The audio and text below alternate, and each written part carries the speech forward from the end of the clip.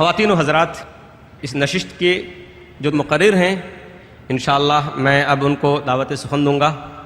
شیخ اشفاق سلفی صاحب تشریف لائیں گے انشاءاللہ اور آپ کے درمیان فریضہ امر بالمعروف و نہی عن المنکر کے عنوان پر اپنا خطاب فرمائیں گے۔ جناب مولانا اشفاق صاحب سلفی۔ مولانا اشفاق صاحب سلفی دارالعلوم احمدیہ سلفیہ دربھنگہ کے شیخ الحدیث ہیں۔ تقریباً 10 کتابوں کے مصنف ہیں۔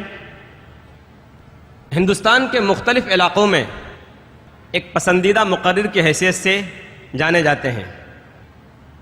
صاف گو ہیں، حق بات کہتے ہیں اور ڈنکے کی چوٹ پر کہتے ہیں۔ گویا علامہ اقبال کے اس شعر کے مصداق ہیں کہ آئین جواں مرداں حق گوئی و بے باکی، اللہ کے شعروں کو آتی نہیں روباہی۔ وہ آپ کے سامنے، آپ کے درمیان موجود ہیں۔ میں انتہائی ادب سے گزارش کروں گا کہ مولانا اشفاق صاحب سلفی اپنے عنوان فریضہ امر بالمعروف و نہی عن المنکر پر روشنی ڈالیں۔ جناب اشفاق سلفی صاحب حفظہ اللہ۔ ان الحمد لله نحمده ونستعينه ونستغفره ونعوذ بالله من شرور انفسنا وسيئات اعمالنا، من يهده الله فلا مضل له ومن يضلل فلا هادي له، واشهد ان لا اله الا الله وحده لا شريك له، واشهد ان محمدا عبده ورسوله صلى الله عليه وعلى آله وصحبه وسلم تسليما كثيرا.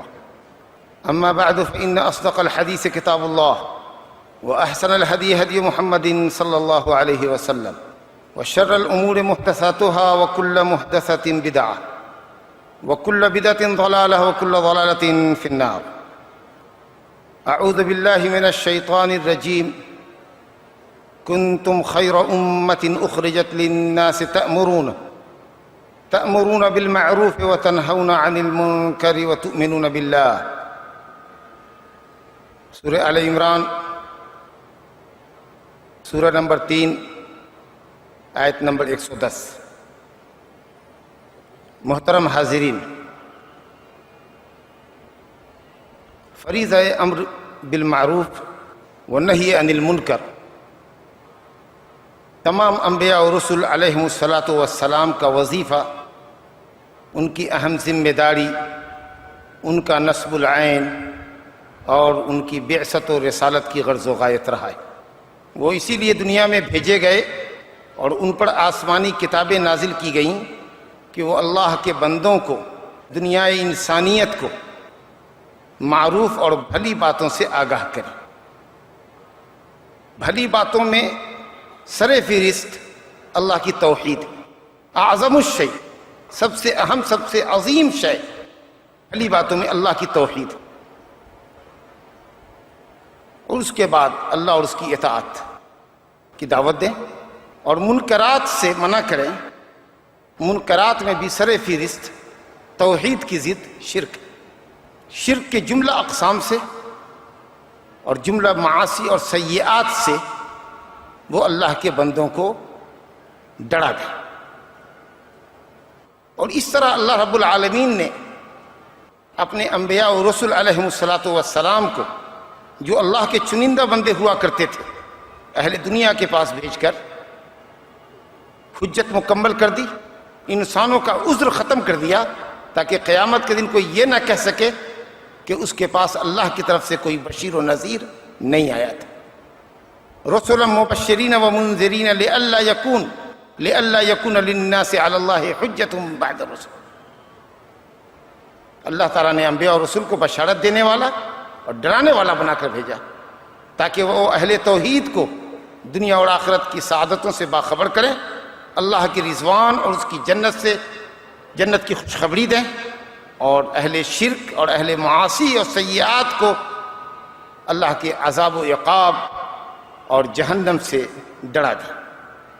اللہ رب العالمین نے دنیا انس و جن کی ہدایت و رہنمائی کے لیے، اپنی مرضیات سے آگاہ کرنے کے لیے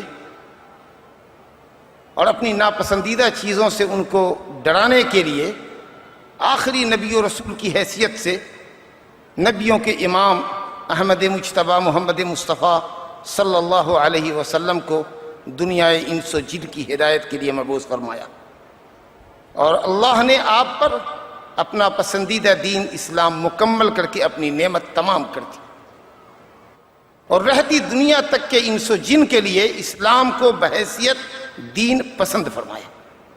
آپ صلی اللہ علیہ وسلم کی صفات میں ایک اہم صفت امر بالمعروف اور نہی عن المنکر ہے۔ چنانچہ اللہ سبحانہ وتعالیٰ اپنے نبی کے اوصاف بیان کرتے ہوئے ارشاد فرماتا ہے، الذین یتبعون الرسول النبی الامی الذی یجدونہ مکتوبا عندہم فی التوراۃ والانجیل یأمرہم بالمعروف وینہاہم عن المنکر ویحل لہم الطیبات ویحرم علیہم الخبائث۔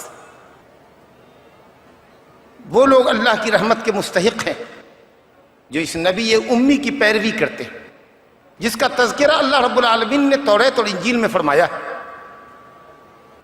ان کی پہلی صفت یہ ہے یأمرہم بالمعروف وینہاہم عن المنکر، وہ لوگوں کو بھلی باتوں کا حکم کرتے ہیں اور بری باتوں سے روکتے ہیں۔ شریعت نے جن چیزوں سے منع کیا ہے وہ وہی ہیں جو بری ہیں، انسانیت کے لیے نقصان دہ، اور جتنے مامورات ہیں شریعت نے جن کاموں کے کرنے کا حکم فرمایا ہے وہ سب کی سب بھلی ہیں، رب تعالیٰ کو پسند ہے، انسانیت کی صلاح و فلاح کے لیے ضروری ہیں۔ وہ نبی لوگوں کے لیے پاکیزہ چیزوں کو حلال کرتے ہیں، اور خبائث، خبیث کی جمع ہے یا خبیثہ کی جمع، مضرت رساں نقصان دہ چیزوں سے منع کرتے ہیں۔ تو شریعت نے جن چیزوں کے استعمال کی اجازت نہیں دی ہے، حرام کیا ہے، وہ وہی چیزیں ہیں جو انسان کے دین کے لیے، اس کے معاشرے کے لیے، اس کی صحت کے لیے نقصان دہ، ورنہ اگر وہ بھلی ہوتی، مفید ہوتی تو شریعت کبھی بھی ان چیزوں کو حرام نہیں کرتی۔ تو محمد صلی اللہ علیہ وسلم کی صفت، اولین صفت اللہ نے یہ بتائی، یأمرہم بالمعروف وینہاہم عن المنکر، وہ بھلائیوں کا حکم دیتے ہیں اور برائیوں سے روکتے ہیں۔ آپ کی امت، امت محمدیہ علی صاحبہ الصلاۃ والسلام، دنیا کی امتوں میں سب سے بہترین امت ہے، اس امت سے افضل کبھی کوئی امت گزری نہیں، اور چونکہ یہ آخر الامم ہے، اس کے بعد کسی امت کو آنا ہی نہیں ہے۔ ہمارے رسول محمد صلی اللہ علیہ وسلم آخری رسول، اور آپ کی امت آخری امت، لہذا علی الاطلاق دنیا کی قوموں پر، امتوں پر یہ امت سب سے افضل بنائی گئی۔ وَكَذَلِكَ جَعَلْنَاكُمْ أُمَّةً وَسَطًا لِتَكُونُوا شُهَدَاءَ، یہ اعتدال پسند امت ہے، اور وسط مانے خیاراً، عمدہ امت، افضل امت، خیر امت کی، امت محمدیہ جو خیر امت ہے، اس کے مقام، منصب اور اس کی ذمہ داریوں کو اللہ سبحانہ وتعالیٰ بیان فرماتا ہے۔ جس آیت کو ہم نے عنوان یا آیت الخطاب بنایا ہے، محاضرے کی آیت کی حیثیت سے آپ کے سامنے تلاوت کی ہے، سورہ آل عمران آیت نمبر 110، اللہ تعالیٰ فرماتا ہے کنتم خیر امت اخرجت للناس تأمرون بالمعروف وتنہون عن المنکر وتؤمنون باللہ، تم لوگ بہترین امت ہو،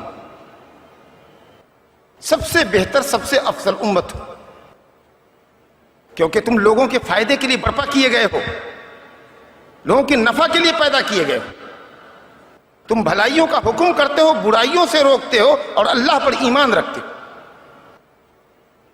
گویا امت کی افضلیت مربوط ہے، جڑی ہوئی ہے فریضہ امر بالمعروف اور نہی عن المنکر کی ادائیگی اور تکمیل سے۔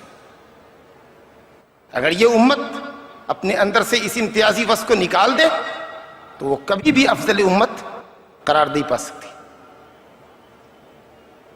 اس آیت میں غور کیجئے، تأمرون بالمعروف وتنہون عن المنکر وتؤمنون باللہ، امر بالمعروف اور نہی عن المنکر ایمان کی خصلتوں میں سے، ایمان کے ارکان اور اجزاء میں سے ایک اہم رکن ہے، لیکن اللہ سبحانہ وتعالیٰ نے اس مقام پر تؤمنون باللہ کے ذکر سے پہلے تأمرون بالمعروف وتنہون عن المنکر ذکر کیا، اس فریضے کی اہمیت کو بتانے کے لیے۔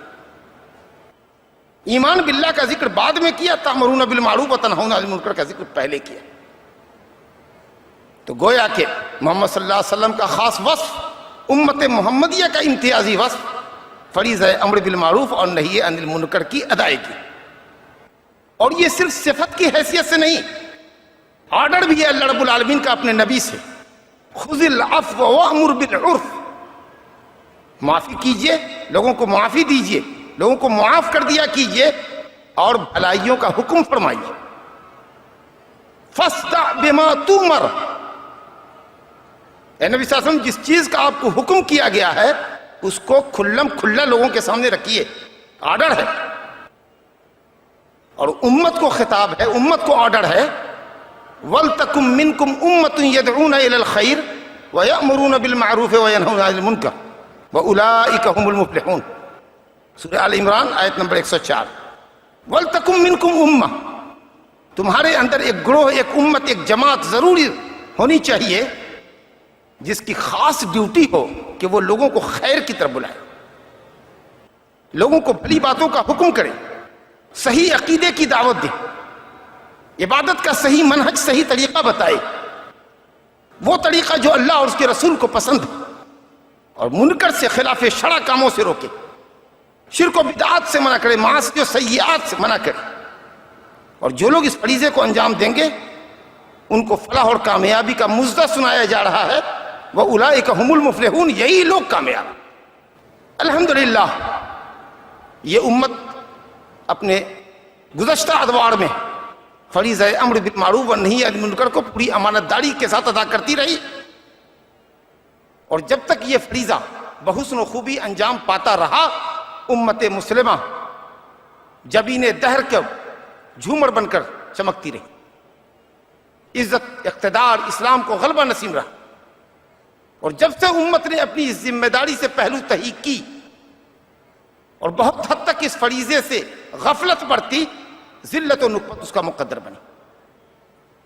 معاشرے کی اصلاح و درستگی، اسلام کا غلبہ، خود مسلمانوں کی بقا اس فریضے کی ادائیگی پر موقوف ہے. بنی اسرائیل کے جن لوگوں پر اللہ نے حضرت داؤد اور عیسیٰ ابن مریم علیہ السلام کی زبانی لعنت کیا، لعنت کے اسباب کیا تھے؟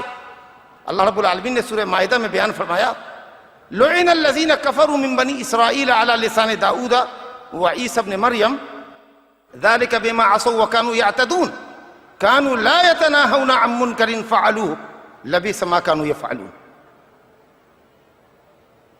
حضرت داؤد اور عیسیٰ بن مریم علیہ السلام کی زبانی بنی اسرائیل کے ناشکروں پر، کافروں پر لعنت کی گئی، کیونکہ وہ عصیان کرتے تھے، نافرمانی کرتے تھے، شریعت کی مقررہ حدوں کو پار کرتے تھے. وہ جس برائی میں مبتلا تھے اس برائی کے تعلق سے ایک دوسرے کو منع بھی نہیں کرتے تھے. تو گویا برائی سے منع نہ کرنا، ایک تو برائی کرتے تھے، پھر برائی سے منع نہیں کرتے تھے، جس کی وجہ سے وہ لعنت کے شکار ہوئے.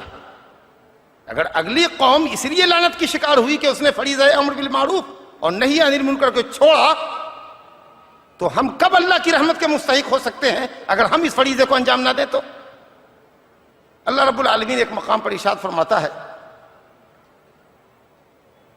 وَمَا كَانَ رَبُّكَ لِيُهْلِكَ الْقُرَىٰ بِظُلْمٍ وَأَهْلُهَا مُصْلِحُونَ. اللہ تعالیٰ کسی بستی کو، کسی شہر کو یوں ہی برباد نہیں کرتا. برباد وہ تبھی کرتا ہے جب وہاں کے باشندے مصلحین نہ ہوں، اصلاح کا بیڑا اٹھانے والے نہ ہوں، انسانیت کا درد رکھنے والے نہ ہوں، خیر کی طرف دعوت دینے والے اور شر سے ڈرانے والے نہ ہوں. تب جا کر اس بستی کا مقدر بگڑ جاتا ہے، اس کی ہلاکت و بربادی کا اللہ فیصلہ کرتا ہے. جب تک مصلحین کی جماعت موجود رہتی ہے جو ظالموں کا ہاتھ پکڑ سکتی ہے، اللہ رب العالمین بستیوں کو ہلاک نہیں کرتا. اور جب عذاب الہی کے نتیجے میں بستیاں اور شہر اور ملک برباد ہوتے ہیں تو صرف اللہ کے مصلحین بندے ہی باقی بچتے ہیں، دوسرے اور کو اللہ رب العالمین عذاب اور دمار کا، ہلاکت کا اور بربادی کا شکار کرتا ہے. اللہ تعالیٰ فرماتا ہے، فَلَوْلَا كَانَ مِنَ الْقُرُونِ مِنْ قَبْلِكُمْ أُولُو بَقِيَّةٍ يَنْهَوْنَ عَنِ الْفَسَادِ فِي الْأَرْضِ إِلَّا قَلِيلًا مِّمَّنْ أَنْجَيْنَا مِنْهُمْ. اگلے لوگوں میں، اگلی قوموں میں سے اچھے بھلے خیر پسند لوگ کیوں نہیں ہوئے جو لوگوں کو فساد فی الارض سے منع کرتے؟ الا قلیلا ممن انجینا منہم، مگر بہت تھوڑے لوگ جن کو اللہ فرماتا ہے کہ ہم نے ان کو عذاب سے بچا لیا۔ تو گویا کہ اگر اولو بقیت، پسندیدہ اچھے لوگ اگر رہیں جو دعوت کا کام کریں، فریضہ امر بالمعروف اور نہی عن المنکر کو انجام دیں، تو زمین میں فساد نہیں پھیلے گا، کیونکہ وہ معاشرے کی نبض ٹٹولتے رہیں گے، معاشرے کی نبض پر ان کا ہاتھ رہے گا۔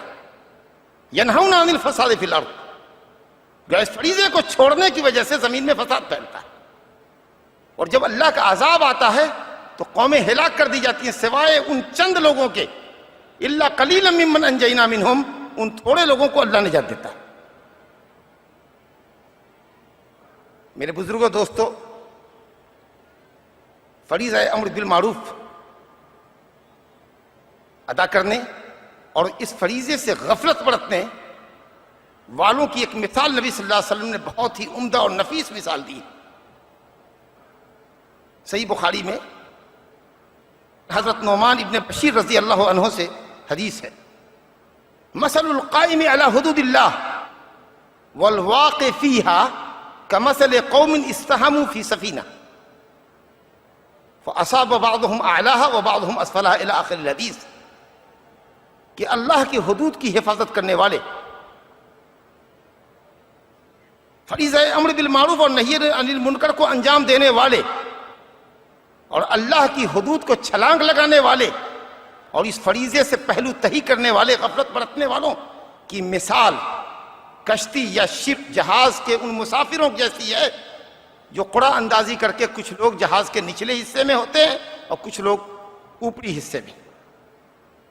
جو لوگ نچلے خانے میں ہیں ان کو پانی کے لیے ہمیشہ اوپر جانا پڑتا، تو اگر وہ یہ سوچیں کہ کیوں نہیں ہم سوراخ نچلے حصے میں کر لیں، ایک تختہ نکال دیں، سوراخ کر دیں، یہیں سے پانی لے لیں تاکہ ہم اوپر جانے کی زحمت سے بھی بچ جائیں اور اوپر والوں کو تکلیف بھی نہ ہو، اور اوپر والے سب کچھ جان بوجھ کر نچلے طبقے کے لوگوں کو یہ جرم کرنے دیں، یہ عمل کرنے دیں، تو نتیجہ ظاہر ہے کہ نیچے والے جنہوں نے جرم کیا ہے صرف وہی نہیں ڈوبیں گے بلکہ اوپر کے طبقے والے بھی ڈوب جائیں گے۔ ان کا جرم صرف یہ ہے کہ انہوں نے غلط کام کرنے سے منع نہیں کیا، لیکن اگر اوپر والے نچلوں کا ہاتھ پکڑ لیں، ان کو اس طرح کا کام نہ کرنے دیں، ایسی حرکت نہ کرنے دیں، تو وہ خود بھی بچ جائیں اور سب بچ جائیں۔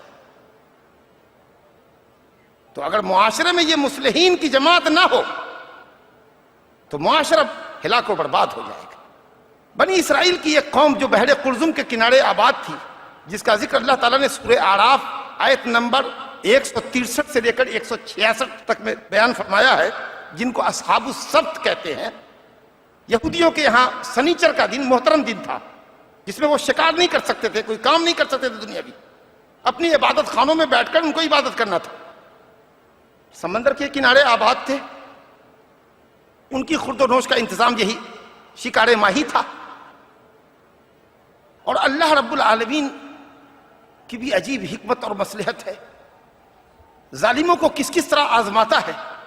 دیکھا کہ جب یہ قوم بگڑ رہی ہے، صراط مستقیم سے منحرف ہو رہی ہے، تو بقیہ دنوں میں مچھلیاں سطح آب پر آتی نہیں تھی، لیکن سنیچر کے دن جھنڈ کا جھنڈ آتی تھی۔ اب وہ مجبور ہوئے یا خود کو مجبور پایا کہ شکار تو نہیں کر سکتے مگر شکار کرنے کے لیے کوئی تدبیر ڈھونڈیں، چنانچہ جال ڈال دیتے تھے۔ سمندر کے کنارے، دریا کے کنارے ایک چھوٹا گڑھا بنا لیتے تھے، مہاڑا کھول دیتے تھے تاکہ پانی اس میں آئے، اور پانی کی سطح پر مچھلی بھی تیرتی ہوئی اس کے گڑھے میں آ جائے، اور پھر وہ گڑھے کو بند کر دیتے تھے، پھر اتوار کے دن اور بقیہ دنوں میں شکار کرتے تھے۔ یہ ہیلہ سازی تھی، یہ تجاوز حد تھا، اللہ کی حد کو پار کرنا تھا۔ ایک گروپ ایسا تھا ان میں جس نے ان کو منع کیا اس حرکت سے، اللہ کے عذاب سے ڈرایا۔ جب دیکھا کہ یہ قوم باز آنے والی نہیں ہے تو وہ سائڈ ہو گئے، لیکن ایک جماعت انہی میں سے مسلسل اس منکر سے، خلاف شرع حرکت سے ان کو منع کرتی رہی، ایک جماعت منع کرتی رہی۔ حتیٰ کہ وہ لوگ جو سائیڈ ہو گئے تھے انہوں نے منع کرنے والے مصلحین کو کہا بھی کیوں منع کرتے ہو ان کو، یہ باز آنے والے نہیں ہیں، ان پر اللہ کا عذاب آ کر رہے گا. کہا وہ سب ٹھیک ہے لیکن میں اس لیے ان کو نصیحت کر رہا ہوں اور کرتا چلا جا رہا ہوں تاکہ اللہ کے پاس میں معذور سمجھا جاؤں، میں اپنی ذمہ داری سے سبکدوش ہو جاؤں، مجھ پر فریضہ امر بالمعروف اور نہی عن المنکر کی ادائیگی میں کوتاہی برتنے کا کوئی الزام نہ عائد ہو. اور ہو سکتا ہے کہ یہ سمجھ بھی جائے، ہدایت یاب ہو جائے، اپنی غلط حرکتوں سے باز آ جائے. بالآخر قصہ کوتاہ کہ وہ قوم شکار کرتی رہی، ہدایت کو سن کر انسنی کرتی رہی. فلما نسوا ما ذکروا به انجینا الذین ینہون عن السوء، تو اللہ نے صرف ان لوگوں کو نجات دے دی جنہوں نے سوء سے، برائی سے منع کیا تھا. جو انکار منکر کرتے رہے تھے اللہ نے ان کو بچا دیا، نجات دے دی، اور جو ظالم تھے ان کو شدید عذاب سے دوچار کیا. آگے اللہ کہتا ہے فلما عتوا عما نہوا عنہ، جس گناہ سے ان کو منع کیا تھا بجائے اس کے کہ وہ باز آتے انہوں نے سرکشی کی اور جرم کرنے میں ڈھیٹ ہو گئے، پوری ڈھٹائی اور بے شرمی سے انہوں نے اللہ کے حکموں کو پامال کیا. قلنا لهم كونوا قردة خاسئین، کہا ذلیل بندر بن جاؤ. وہ جماعت جو سائیڈ ہو گئی تھی اس کا کوئی ذکر نہیں کیا اللہ پاک نے، کہا منع کرنے والے بچ گئے، ظلم کے شکار لوگ ہلاک ہو گئے. لیکن انشاءاللہ شریعت کے اصول اور ضوابط کی روشنی میں اگر اس معاملے کو تولا اور پرکھا جائے تو وہ لوگ بھی انشاءاللہ بچ گئے ہوں گے، کیونکہ انہوں نے بھی اس سے برات کا اظہار کر دیا تھا. وہ ظالم نہیں تھے، اللہ نے ظالموں کو ہلاک کیا. اور فریضہ امر بالمعروف اور نہی عن المنکر، جیسا کہ انشاءاللہ آگے چل کر بات آئے گی بھی کہ وہ فریضہ فرض کفایہ ہے. تو اگر امت میں، جماعت میں، کسی بستی میں کچھ لوگ اس فریضے کو انجام دے رہے ہو تو بقیہ لوگوں سے جو صلاح پسند ہوں، خیر پسند ہوں، خود نیکی پر ہوں، تو ان کے ذمے سے یہ فریضہ ساقط ہو جاتا ہے. تو اس لیے وہ لوگ بھی انشاءاللہ بچ گئے ہوں گے. ہلاک صرف وہ ہوئے جنہوں نے ظلم کیا. مختصر یہ کہ معاشرے کی اصلاح و درستگی، معاشرے کی ہلاکت و بربادی سے بچاؤ، اور خود اسلام کا غلبہ اور مسلمانوں کی سربلندی اور خیر کا معاملہ، یہ سب موقوف ہے فریضہ امر بالمعروف اور نہی عن المنکر کی ادائیگی. اللہ رب العالمین فرماتا ہے اللہ ہر اس شخص کی مدد کرتا ہے جو اللہ کے دین کی مدد کرتا ہے. اللہ قوی ہے، غالب ہے. الذین ان مکناہم فی الارض، ان لوگوں کو اگر ہم زمین میں تمکنت غلبہ نصیب کر دیں تو اللہ کے جن بندوں کو زمین میں غلبہ نصیب ہو، اگر وہ چاہتے ہیں کہ یہ غلبہ باقی رہے تو ان کو اقامت صلاۃ کرنی ہوگی، نماز قائم کرنی ہوگی، زکوٰۃ دینا ہوگا. وَأَمَرُوا بِالْمَعْرُوفِ وَنَهُوا عَنِ الْمُنكَرِ، اور فریضہ امر بالمعروف کی ادائیگی اور نہی عن المنکر کو انجام دینا ہوگا. تب یہ تمکنت، غلبہ، اقتدار، عزت سے وہ سرفراز رہیں گے، ورنہ عزت اور اقتدار کے اونچے مقام سے اٹھا کر ذلت کے قعر مذلت میں ان کو ڈال دیا جائے. بزرگوں، دوستو، انکار منکر کے سلسلے میں مراتب کا بیان آئے گا آپ کے سامنے، لیکن اس سے قبل اس مسئلے کو انشاءاللہ تھوڑی دیر کے لیے حل کر لیں کہ یہ فریضہ جو بحیثیت امت ہم پر عائد ہے، شرعی حکم اس کا کیا ہے؟ یہ فرض عین ہے یا فرض کفایہ؟ یہ ایک اصطلاح ہے، علمی فقہی اصطلاح ہے. فرض عین وہ فریضہ ہے جو امت مسلمہ کے ہر فرد پر بلا استثناء واجب اور ضروری ہے، جیسے پنجگانہ نماز، نماز جمعہ. اور فرض کفایہ یہ ہے کہ اگر کچھ لوگ اس فریضے کو انجام دے دیں تو بقیہ لوگوں سے وہ فریضہ ساقط ہو جاتا ہے، یعنی بقیہ لوگ گنہگار نہیں ہوتے. اس کا مطلب یہ ہوا کہ اگر ہم فریضہ امر بالمعروف اور نہی عن المنکر کو فرض کفایہ کہتے ہیں تو بحیثیت مجموعی یہ امت پر فرض ہے. لیکن ہر معاشرے کے اندر اگر کچھ پریاپت لوگ، اتنی تعداد جو مطلوب اور مقصود کو انجام دے دے، اگر وہ اصلاح امت کا کام کرتی ہے تو بقیہ دوسرے مصلحین سے یہ فریضہ بحیثیت فرض کے ساقط ہو جائے گا. ان کے ذمہ یہ مندوب اور مستحب عمل رہ جائے گا اور ان کی ذمہ داری ہوگی کہ وہ مصلحین کا تعاون کریں. لیکن اگر کسی مقام پر کسی بھلائی کی دعوت دینی ہے یا کوئی شر پایا جا رہا ہے، اس شر کو دور کرنے والے صرف اکیلے آپ ہیں، کوئی بھی نہیں ہے، اور آپ جانتے ہیں کہ یہ خیر ہے، اس کی دعوت دی جانی چاہیے، اور یہ شر یہاں پنپ رہا ہے، اس پر قدغن لگنی چاہیے، اور آپ کو معلوم ہے، تو آپ پر وہ فرض عین ہوتا ہے. اس وقت آپ ہی اس کے مسئول ہیں کہ آپ لوگوں کو روکیں ٹوکیں. لیکن اگر جس سماج میں، جس معاشرے میں آپ ہیں، 10-20 عالم مصلح ہیں، اگر 5 آدمی کے ذریعے یہ فریضہ بحسن و خوبی انجام پا رہا ہے، تو بقیہ 5 سے یہ فریضہ ساقط ہے. ان کو یہ چاہیے کہ دعوت کا کام کرنے والے فریضہ امر بالمعروف نہی عن المنکر انجام دینے والوں کے ساتھ تعاون کریں. الحمدللہ ایمان کی علامت، ایک مومن کی صفت، اہم صفت، جیسا کہ آپ نے سماعت فرمایا، فریضہ امر بالمعروف اور نہی عن المنکر کی ادائیگی ہے. نہی عن المنکر کے سلسلے میں ضروری ہے کہ ہم جس حق کی طرف، جس بات کی طرف دوسرے کو بلا رہے ہیں اور جس منکر پر انکار کر رہے ہیں، اس فریضے کی ادائیگی سے پہلے ضروری ہے کہ ہم کو علم ہونا چاہیے. ہمیں علم ہو کہ یہ چیز بھلی ہے، اور جس چیز سے ہم منع کر رہے ہیں اس کا منکر ہونا دلیلوں کی روشنی میں واضح ہے. اگر آپ جانتے ہیں کہ یہ بھلی چیز ہے تو آپ ضرور اس کی دعوت دیں، اور جس منکر کو منکر کی حیثیت سے آپ جان رہے ہیں اس سے ضرور منع کریں. یہ علم ضروری ہے دعوت سے پہلے. سورہ یوسف آیت نمبر 108 میں اللہ رب العالمین فرماتا ہے، قُلْ هَٰذِهِ سَبِيلِي أَدْعُو إِلَى اللَّهِ عَلَىٰ بَصِيرَةٍ أَنَا وَمَنِ اتَّبَعَنِي وَسُبْحَانَ اللَّهِ وَمَا أَنَا مِنَ الْمُشْرِكِينَ. اے نبی فرمائیے، کہیے کہ یہ میری راہ ہے، اسلام جس کی طرف میں بلاتا ہوں، قرآن و سنت کی راہ جس کی طرف میں تمہیں پکار رہا ہوں، بلا رہا ہوں، یہ میری سیدھی راہ ہے، اللہ کی راہ ہے جس کی طرف میں تمہیں بلا رہا ہوں. علی بصیرت، بصیرت پر بلاتا ہوں، علم اور دلیل کی روشنی میں بلاتا ہوں. یوں اٹکل پچو باتیں نہیں کرتا، بے سند کی اور بے پڑھ کی نہیں بلاتا، دلیلوں کی روشنی میں بلاتا ہوں. میں بلاتا ہوں، اور جو میرے متبعین ہیں ان کی یہ ذمہ داری ہے کہ وہ بھی دلیل کی روشنی میں اللہ کے بندوں کو بھلی باتوں کی طرف بلائیں اور برائی سے روکیں. وَسُبْحَانَ اللَّهِ، اور اللہ ہر عیب و نقص سے پاک ہے. وہ سب سے بڑا نقص یہ ہوگا کہ تم اللہ کا کسی کو شریک ٹھہرا دو. سبحان اللہ وما انا من المشرکین. گویا شرک سب سے بڑا عیب اور نقص ہے جو اللہ رب العالمین کو لگانے والے لگاتے ہیں. تو معلوم یہ ہوا کہ دعوت کا کام کرنے سے پہلے کسی بھلائی کی طرف لوگوں کو بلانے اور کسی برائی سے روکنے کے لیے ضروری ہے کہ آپ کو اس کا معروف ہونا، اس کا منکر ہونا پتہ ہو، معلوم ہو، اور دلیل کے ساتھ.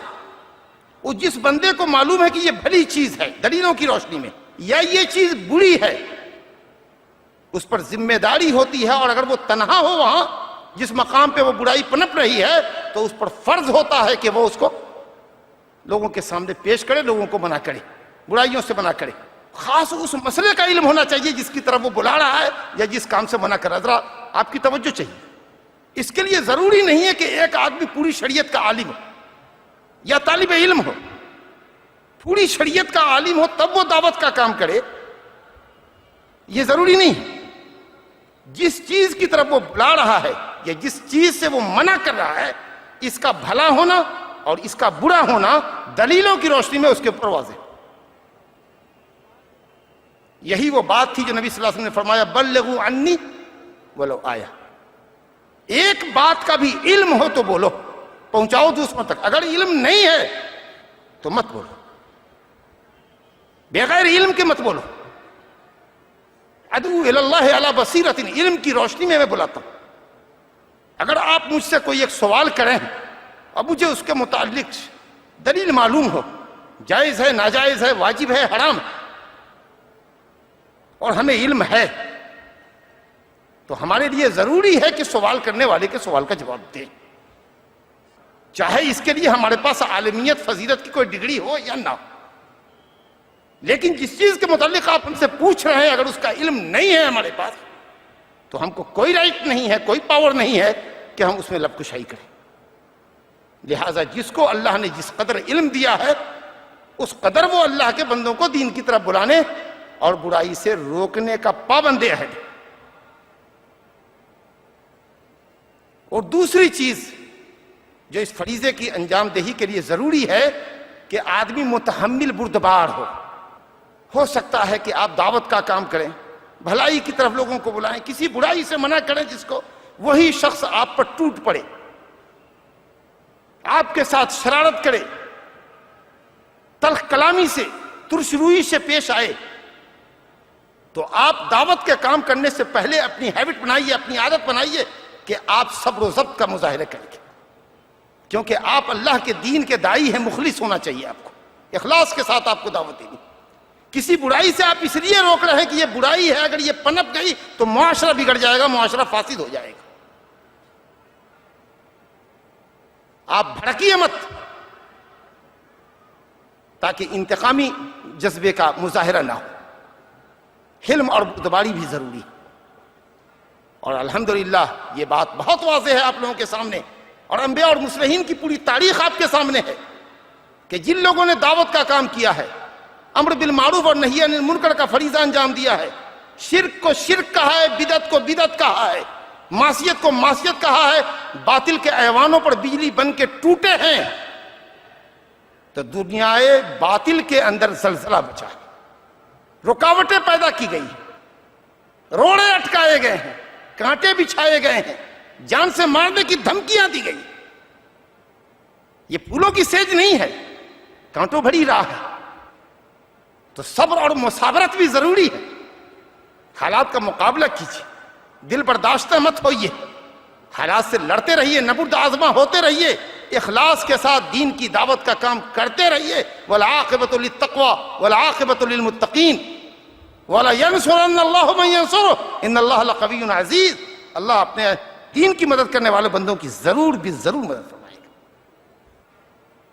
پہلی آیت جس کے ذریعے اللہ نے اپنے رسول محمد صلی اللہ علیہ وسلم کو رسول بنایا،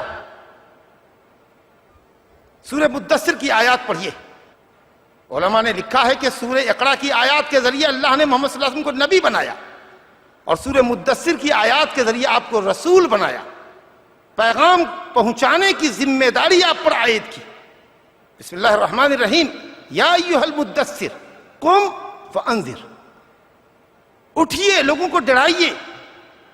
لوگ شرک کی غلاظتوں میں لت پت ہیں، کچھ تو خون کا بازار گرم ہے، انسانیت دم توڑ چکی ہے، انسانیت ہلاکت کے دہانے پر پہنچی ہوئی ہے۔ اٹھیے، چادر کمبل اتاریے، میدان عمل میں کودیے۔ قم فانذر وربک فکبر، اپنے رب کی توحید بیان کیجیے۔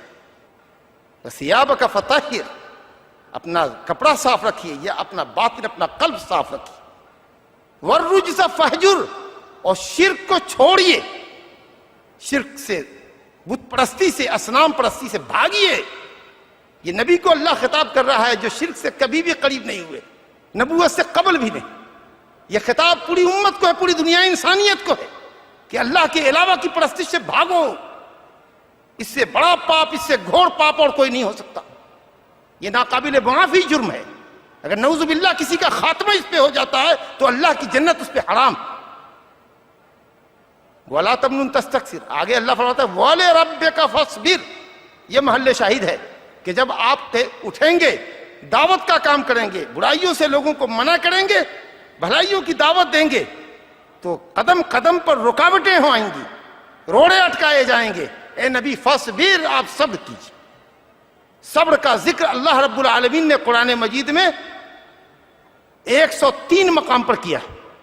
لفظ صبر قرآن مجید میں 103 مقام پر آیا۔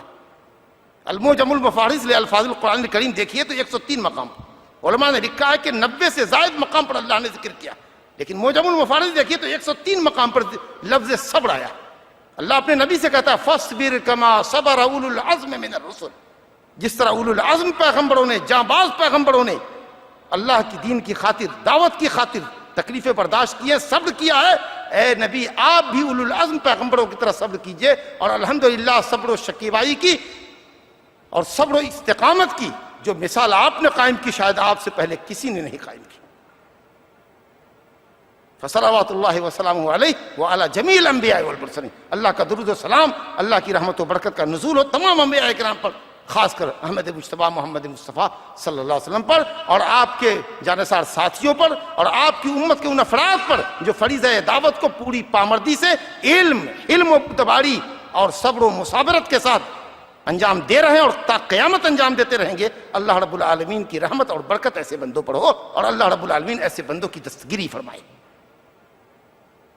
اب آپ کو ایک دوسرے رخ پہ لاتے ہیں. اللہ کے نبی صلی اللہ علیہ وسلم کی ایک حدیث میں نے آغاز کلام میں پڑھی تھی، صحیح مسلم کتاب الایمان، پہلا چیپٹر ہے کتاب الایمان. اس میں باب ہے باب و کون نہی عن المنکر من الایمان.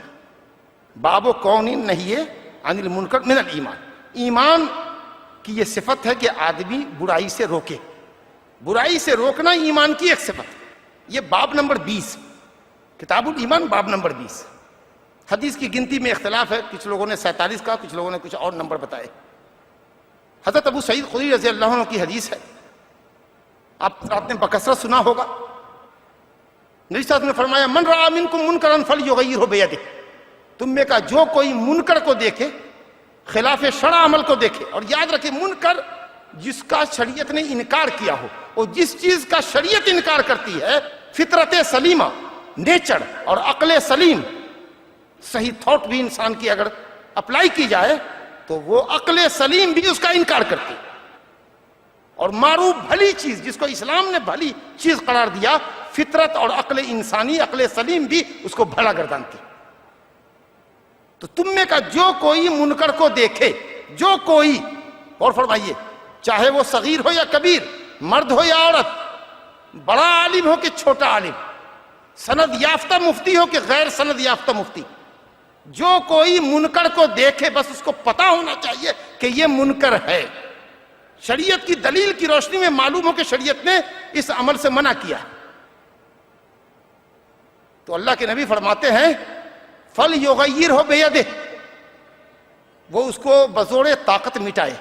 منکر کو دیکھے، خلاف شرع عمل کو دیکھے تو بزور طاقت مٹائے. جس کے پاس طاقت ہو، لا اینڈ آرڈر، اسلامی حکمراں یا ان کے نمائندگان یا ایسی کمیٹی جو تشکیل دی گئی ہے بھلائی کی طرف بلانے اور برائی سے روکنے کے لیے، جیسا کہ بعض اسلامی ملکوں میں ہیئت الامر بالمعروف والنہی عن المنکر کے نام سے ایک کمیٹی کام کرتی ہے جو لوگوں کو سزا بھی دیتی ہے، نماز کے اوقات میں چکر لگاتی ہے، کون بے نمازی کدھر گھوم رہا ہے، ایک دو مرتبہ پکڑا تو تنبیہ کر کے رکھا، تیسری مرتبہ اگر باہر کا ہے تو فلائٹ پکڑا دیا، ترحیل کروا دیا، جاؤ go out. Law and order ہے اس کے پاس. اور ہم میں سے جو شخص با اختیار ہو، جیسے گھر کا مرد، گھر کا ذمہ دار اپنے بیوی بچوں پر اختیار رکھتا ہے، الرجال قوامون علی النساء، اللہ نے مردوں کو قوام، نگراں، ذمہ دار بنایا ہے، حاکم گھر کا بنایا ہے. تو اگر بیوی بچے خلاف شرع حرکت کر رہے ہو، ان کو پہلے بات سے سمجھاؤ، نصیحت کرو، اگر وہ باز نہیں آتے ہیں تو ان کی سزا کرو. کیا نبی صلی اللہ علیہ وسلم نے فرمایا مروا اولادکم بالصلاۃ وهم ابناء السبع واضربوهم علیہا وهم ابناء 10. بچے جب 7 سال کے ہو جائیں تو نماز کا حکم کرو، اور جب 10 سال کے ہو جائیں اور نماز نہ پڑھیں تو ان کو مارو، ان کی پٹائی کرو، اتنی پٹائی جس کو ان کا جسم برداشت کر سکتا ہو. تو با اختیار اگر آپ ہیں اور منکر آپ کے پاس ہو رہا ہے، آپ کے گھر میں آپ کے بیوی بچے خلاف شرع حرکتیں کر رہے ہیں، آپ اس کو بزور طاقت مٹائیے. اور جہاں اختیار طاقت میں ہو، قوت میں ہو مٹانے کا، اور وہاں صرف بات پر اکتفا کرتے ہیں تو آپ عند اللہ مجرم ہیں، کیونکہ جو صلاحیت ہے، جو اختیار اللہ نے آپ کو دیا تھا، آپ نے اس کا استعمال نہیں کیا. چلیے آپ کے پاس طاقت نہیں ہے کہ آپ اس کو طاقت سے مٹا دیں، تو زبان سے منکر کو منکر کہیے، بھلی بات کو بھلی بات اور خلاف شرع کو خلاف شرع کہیے. اور اگر اس کی بھی طاقت نہ ہو، اگر کہیں گے تو خود آپ مصیبت میں پھنس جائیں گے، آپ کی دعوتی زندگی میں رکاوٹ آ جائے گی، دعوت کا کام رک جائے گا. ذرا غور کیجیے گا، ٹیکنیکل لفظ استعمال کر رہے ہیں. اگر آپ کسی منکر سے انکار کر رہے ہیں، زبان سے منع کر رہے ہیں، لیکن بحیثیت دائی آپ کی دائیانہ زندگی میں رکاوٹ پڑ جائے گا اور آپ کی دعوت کی گاڑی کا چکا پنکچر کر دیا جائے گا، تو مصلحت دعوی یہ کہتی ہے کہ آپ وہاں خاموش رہیں. میں یہ بات اس لیے کہتا ہوں کہ بہت سے لوگ انکار منکر پر زبان سے طاقت رکھتے ہیں، لیکن چاپلوسی میں دنیاوی غرض اور دنیاوی منفعت کے حصول کی خاطر برائی کو برائی نہیں کہتے۔ فاسق و فاجروں کے ساتھ اٹھتے بیٹھتے ہیں، خود نہیں کرتے وہ فسق و فجور۔ کوئی صاحب مال و دولت ہے، غلط کام کر رہا ہے، لیکن آپ سمجھتے ہیں کہ اگر ہم اس کو ٹوک دیں گے، منع کر دیں گے تو شاید ہماری پذیرائی، ہماری مقبولیت ختم ہو جائے گی۔ یہ مداہنت ہے، مداہنت، یہ جرم ہے کہ آپ منکر کو منکر نہ کہیں۔ مصلحت دعوی ہے کہ اگر آپ اس منکر پہ رد کرنا چاہ رہے ہیں، ذرا رفق اور مہربانی کے ساتھ رد کیجئے۔ کوئی جاہل آدمی ایک غلطی کر رہا ہے، اس کو پیار سے سمجھا دیجئے۔ کوئی بہت بڑا آدمی ہے، منسٹر ہے یا اس سے بھی اونچے عہدے پر ہے، کوئی غلط کام کر رہا ہے، پلیز کر کے مہربانی کر کے آپ یہ کام ایسے نہ کر کے ایسے کیجئے۔ سر بائیں ہاتھ سے آپ چائے پی رہے ہیں، کیا ہی اچھا ہوتا کہ آپ دائیں ہاتھ سے پیتے، لیکن بولیے۔ اگر خاموش رہتے تو یہ جرم ہے آپ کا، الا یہ کہ آپ کے بولنے پر بھی پابندی ہے۔ زبان کو بولنے کا یارہ نہ ہو تو خاموشی اختیار کیجیے، اور اگر اس کی بھی طاقت نہیں ہے تو دل سے برا جانیے۔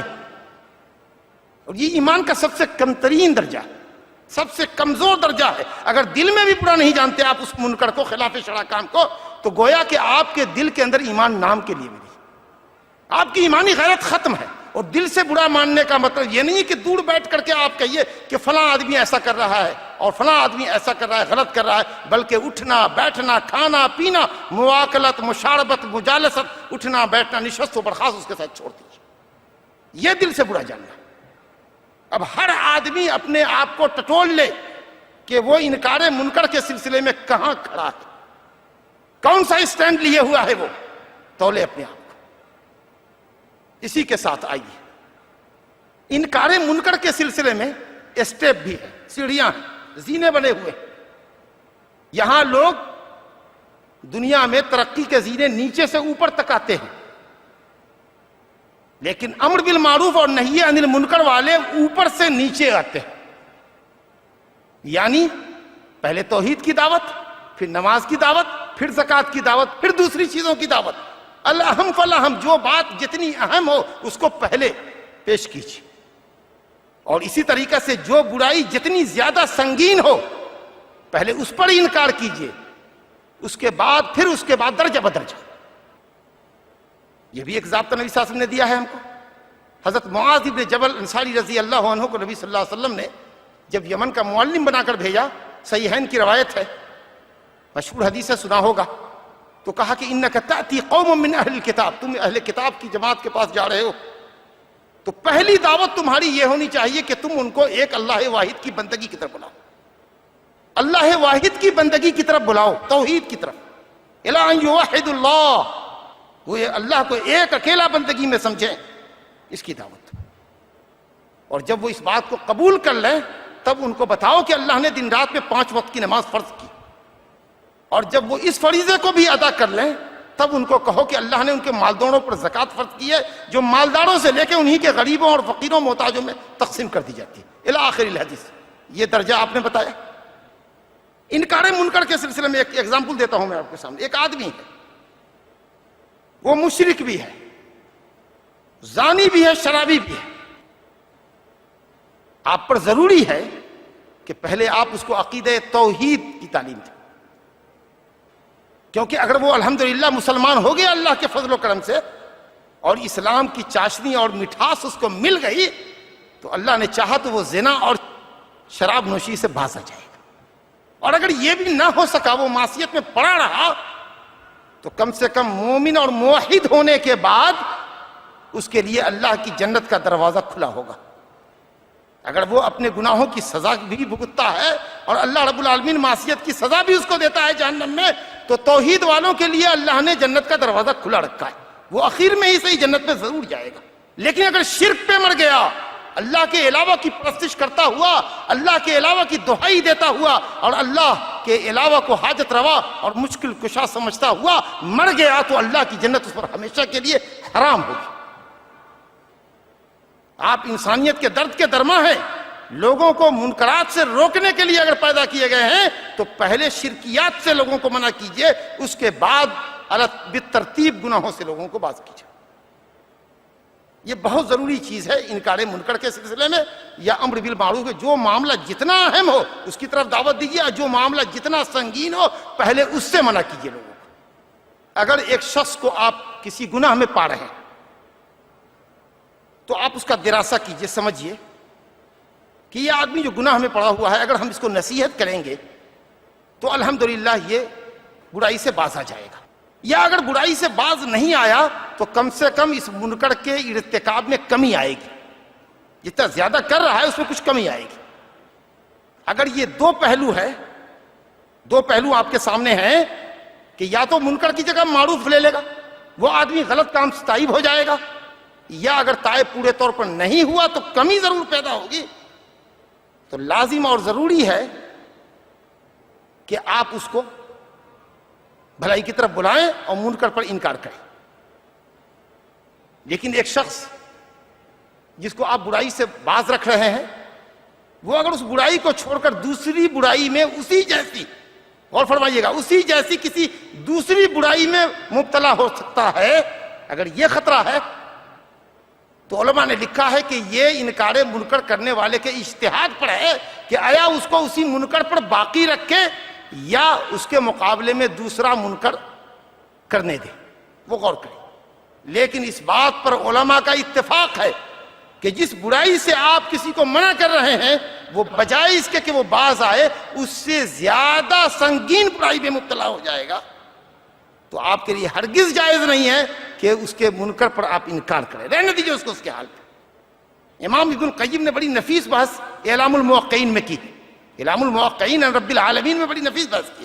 ایک مثال سے سمجھایا اس معاملے کو کہ ایک شخص، مثال کے طور پر توجہ چاہیے، ایک شخص مطالعہ کا، پڑھنے کا شوقین ہے، اکثر و بیشتر وہ کتابوں میں منہمک اور مشغول رہتا ہے، لیکن وہ سیریل کی کتابیں، افسانے کی کتابیں، اخبارات وغیرہ پڑھتا رہتا ہے. چلو جنسی کتابیں پڑھتا رہتا ہے.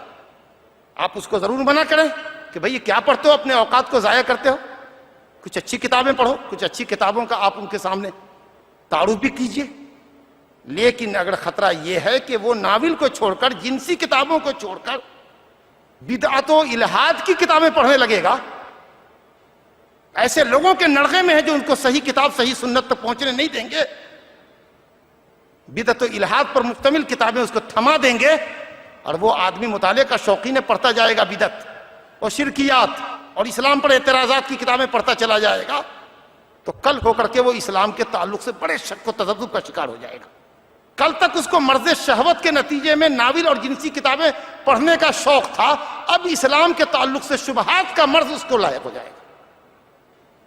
امام ابن القیم کہتے ہیں کہ ایسے شخص کو ناول اور جنسی کتابیں پڑھنے دو کہ اگر تم اس کو منع کرو گے تو وہ کفر و الحاد اور بدعت کی کتابیں پڑھے گا، تو اس کو چھوڑ دو اس کے حال پہ.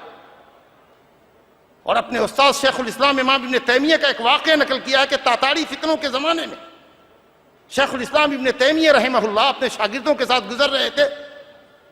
تاتاریوں کی ایک جماعت کو شراب پیتے ہوئے پایا تو ان کے شاگردوں نے چاہا کہ شراب سے ان کو منع کرے کہ شراب حرام ہے، کیا کرتے ہو؟ تو شیخ الاسلام رحمہ اللہ نے کہا کہ نہیں، ان کو چھوڑ دو، شراب پینے دو.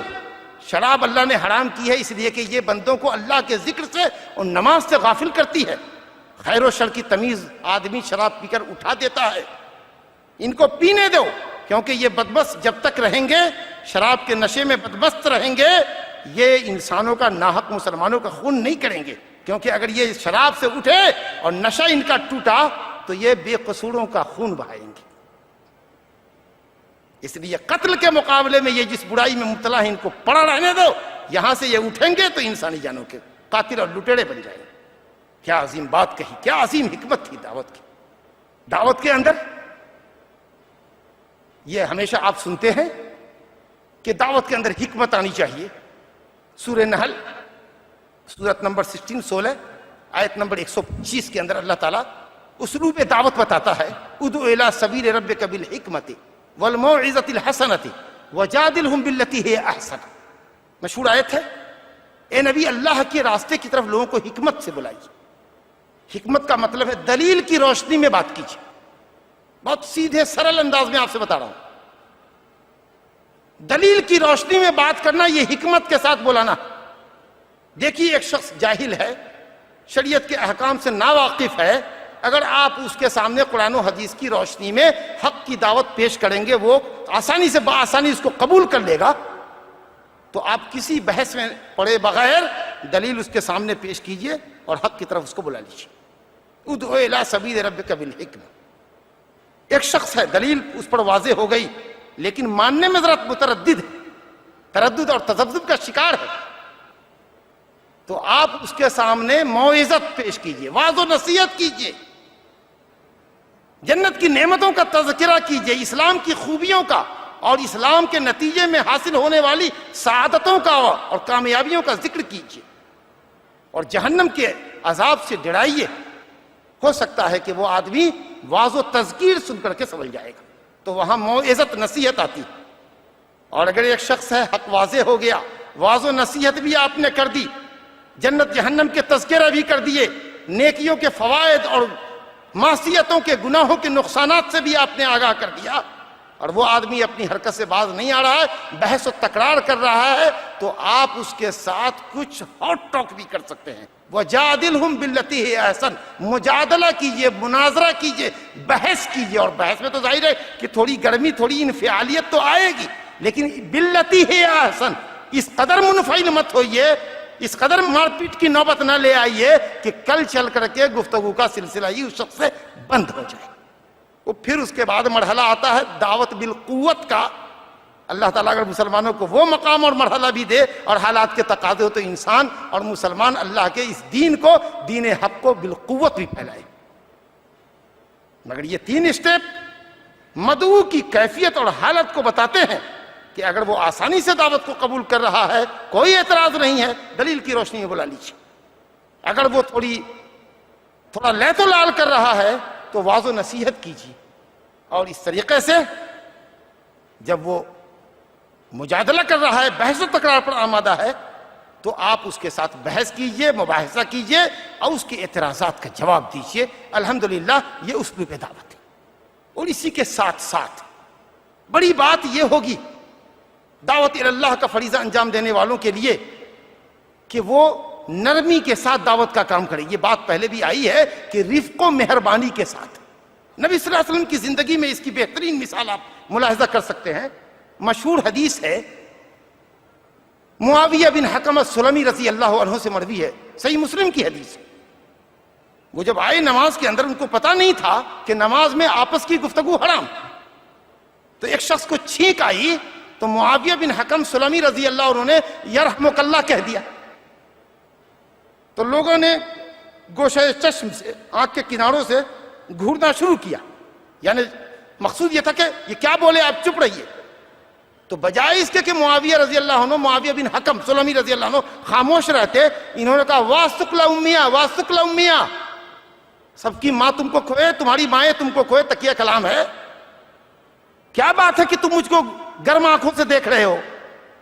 تو صحابہ جو اغل بغل میں دیکھ رہے تھے انہوں نے زانوؤں پر ہاتھ مارنا شروع کیا.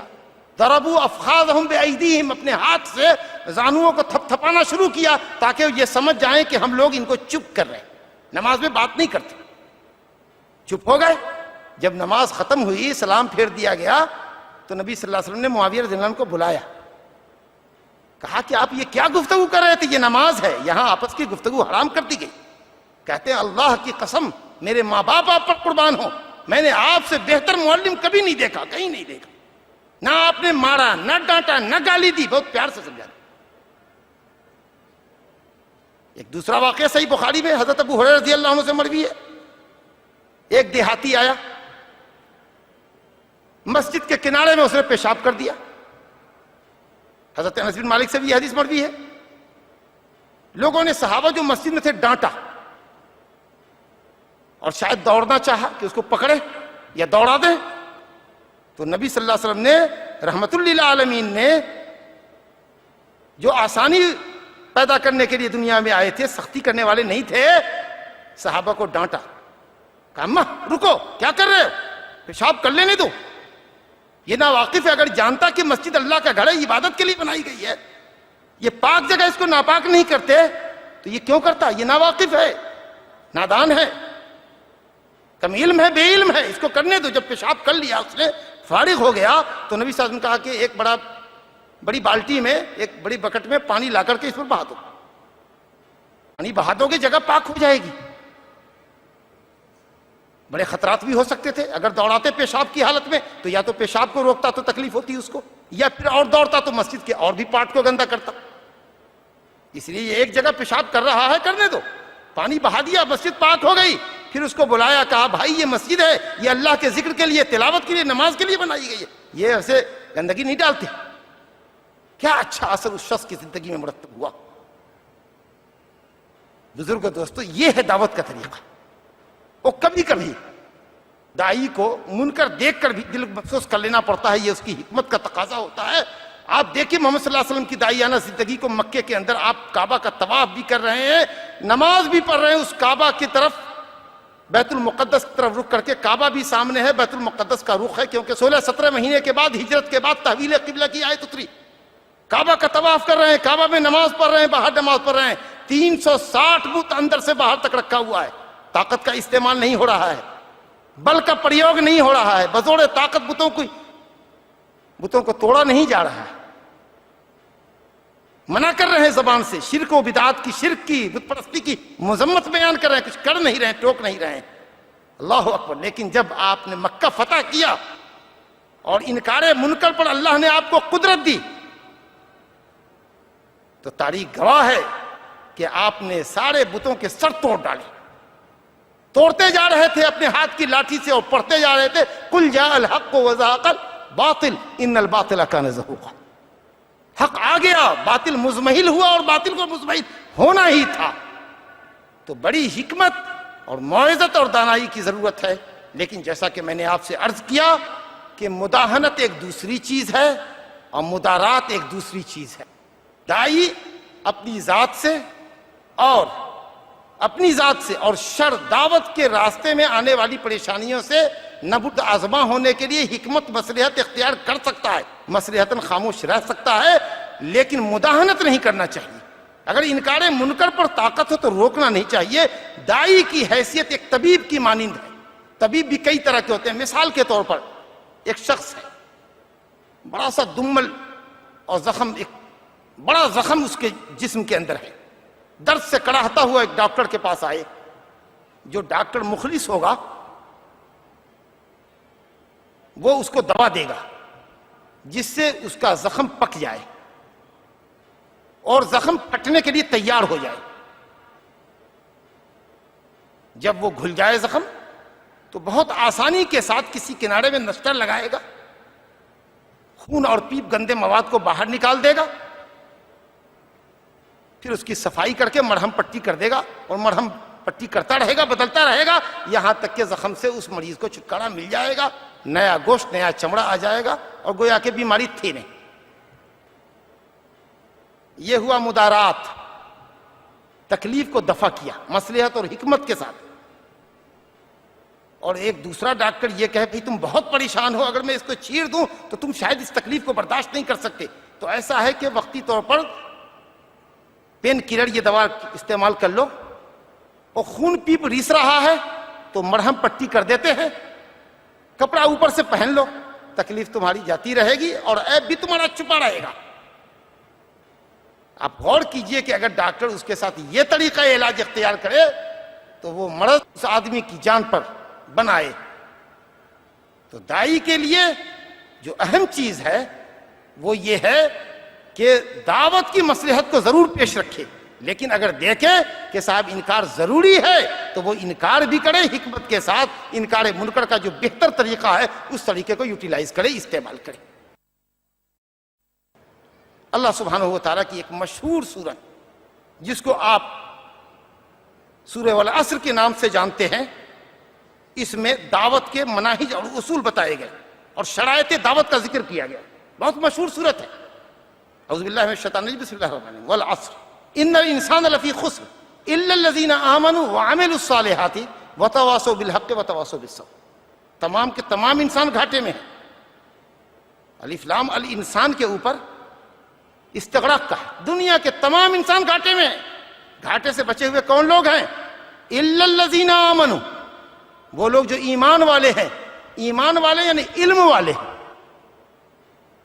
ذرا غور کیجیے گا، الا الذین آمنوا الا الذین علموا، وہ لوگ جو علم والے ہیں، کیونکہ ایمان بغیر علم کے معتبر نہیں ہے، کلمہ کے اقرار سے پہلے علم ضروری ہے، فاعلم انہ لا الہ الا اللہ واستغفر لذنبک وللمؤمنین والمؤمنات واللہ یعلم متقلبکم ومثواکم، سورہ محمد آیت نمبر 19۔ علم والے ہیں، پہلے جانو، کلمہ پڑھنے سے پہلے کلمے کا معنی مدلول، اس کا مطلب سمجھو، الا الذین آمنوا الا الذین علموا، علم والے ہیں۔ تو دعوت کے لیے سب سے پہلی شرط بنیادی ہے کہ علم ہونا چاہیے۔ دوسری شرط یہ ہے وہ عمل الصالحات، جو آپ جانتے ہیں علم کے مطابق شریعت کے احکام کو برتیے، عمل میں لائیے، جس منکر سے دوسروں کو باز رکھ رہے ہیں اس سے پہلے آپ خود باز آئیے، وہ عمل الصالحات، نیک عمل کیجیے، اور صالح عمل وہی ہے جو اللہ کی رضا اور خوشنودی کے لیے کیا جائے اور محمد صلی اللہ علیہ وسلم کی سنت کے مطابق کیا جائے۔ دو شرط ہوئی، علم اور عمل۔ اور تیسری بات اللہ کرا ہے وتواصوا بالحق، حق کی ایک دوسرے کو وصیت کرتے ہیں، یہی دعوت کا کام ہوا، فریضہ امر بالمعروف اور نہی عن المنکر، اور جو کوئی اس فریضے کو انجام دے گا ضروری ہے کہ وہ تکلیف سے دوچار ہوگا، تو اللہ نے کہا وتواصوا بالصبر، ایک دوسرے کو صبر کی بھی تلقین کرتے۔ تو اب جو علم والے ہیں اور عمل والے ہیں اور دعوت والے ہیں، یہ وہ لوگ ہیں جو گھاٹے سے بچے ہوئے، اور اللہ رب العالمین نے فرمایا کونوا ربانیین، ربانی بن جاؤ، ربانی، علماء ربانی، یہ لفظ بڑا پاپولر لفظ ہے، مگر ربانی کس عالم کو کہتے ہیں؟ اگر یہ لفظ رب سے ہے، علمی نقطے کی طرف اشارہ کر رہا ہوں، اگر یہ لفظ رب سے ہے تو وہ آدمی جو رب والا ہے، یعنی رب کے احکام کو جانتا، رب کے احکام پر عمل کرتا اور رب کے احکام کی طرف دوسروں کو بلاتا ہے، جو عالم ہے، عامل ہے، معلم و داعی ہے۔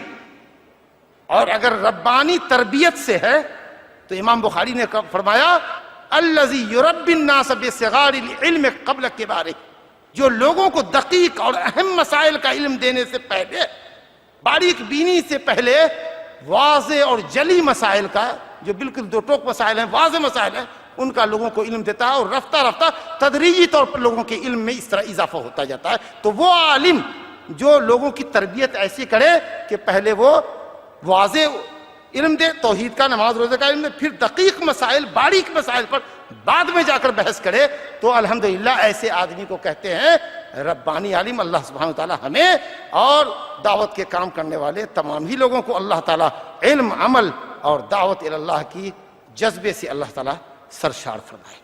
اسی کے ساتھ میں ایک بات آپ سے اور عرض کر کے جانا چاہوں گا، وہ یہ کہ ایک شخص، یہ ایک بہت اہم سوال ہے، آڈینس کی طرف سے بھی آ سکتا تھا، لیکن میں یہ سوال خود ڈالتا ہوں اور اس کا جواب دیتا ہوں کہ اگر ایک شخص خود کسی برائی میں مبتلا ہو، لیکن کسی کو وہ برائی کرتے، وہی برائی کرتے ہوئے دیکھے جس برائی میں وہ خود مبتلا ہے، تو کیا شریعت میں اس کو یہ حق ملتا ہے کہ وہ برائی سے لوگوں کو باز رکھے؟ اور وہاں کوئی بھی نہیں ہے جو برائی سے منع کرے۔ بہت چبھتا ہوا سوال ہے۔ ایک آدمی خود اس برائی میں مبتلا ہے لیکن دوسرے برائی کرنے والوں کو دیکھ رہا ہے، وہی برائی میں مبتلا ہے، کیا اس کے لیے یہ شرط ہے انکار منکر کے لیے کہ پہلے وہ خود اس برائی سے باز آ جائے؟ اصل تو یہ ہے کہ وہ خود پہلے باز آ جائے، کیونکہ یہ بات اللہ کو بہت ناگوار ہے کہ تم وہ بات کہو جس پر خود عامل نہ ہو، خود عامل نہ ہو۔ اور حدیث بھی ہے اسامہ ابن زید کی رونگٹے کھڑا کر دینے والی روایت کہ کچھ ایسے لوگ آئیں گے، جہنم میں لائے جائیں گے، جو اپنی آنتوں کو گھسیٹ رہے ہوں گے، اہل جہنم جمع ہو جائیں گے، والعیاذ باللہ، پوچھیں گے کہ میاں تم تو ہم کو بھلائی کا حکم کرتے تھے، برائی سے روکتے تھے، پھر تم یہاں کیوں آئے؟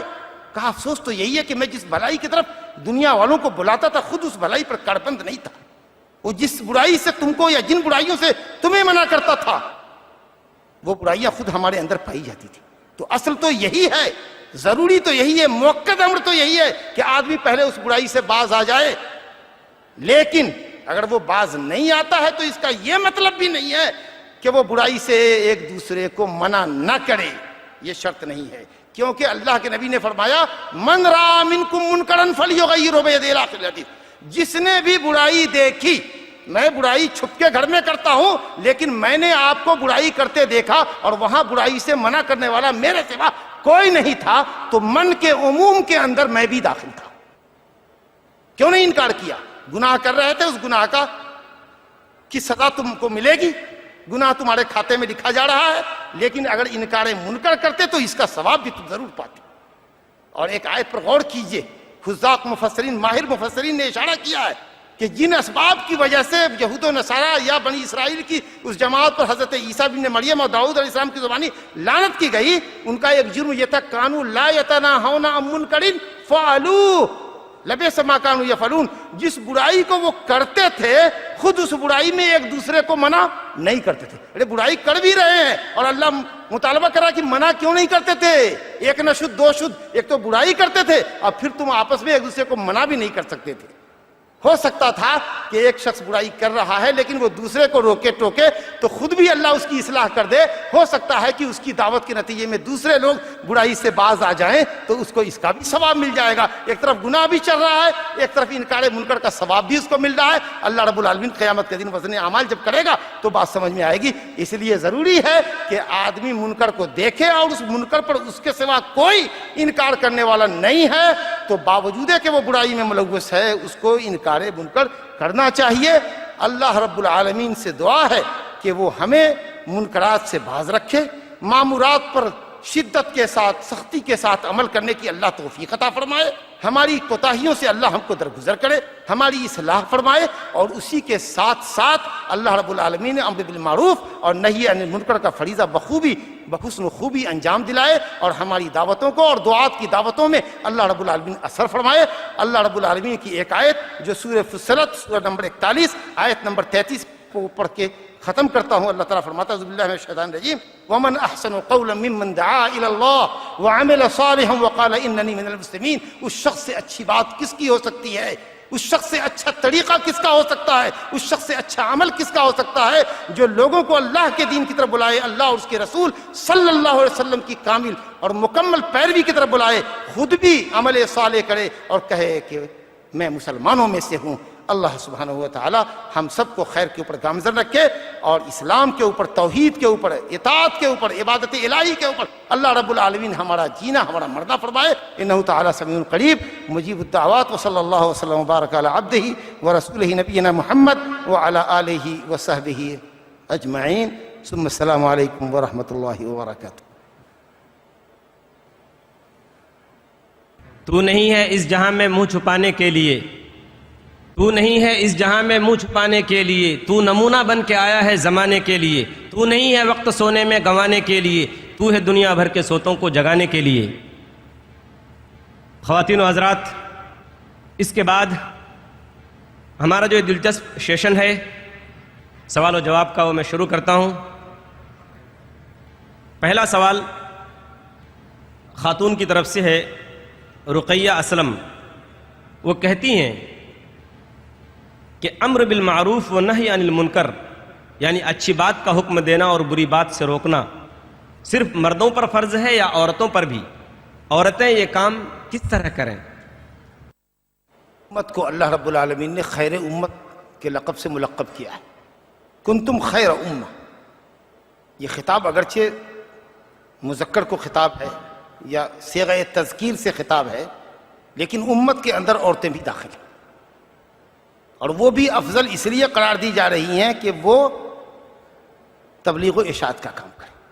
اللہ رب العالمین فرماتا ہے والمؤمنون والمؤمنات بعضهم اولیاء بعض یأمرون بالمعروف وینہون عن المنکر یقیمون الصلاۃ ویؤتون الزکاۃ الاخر۔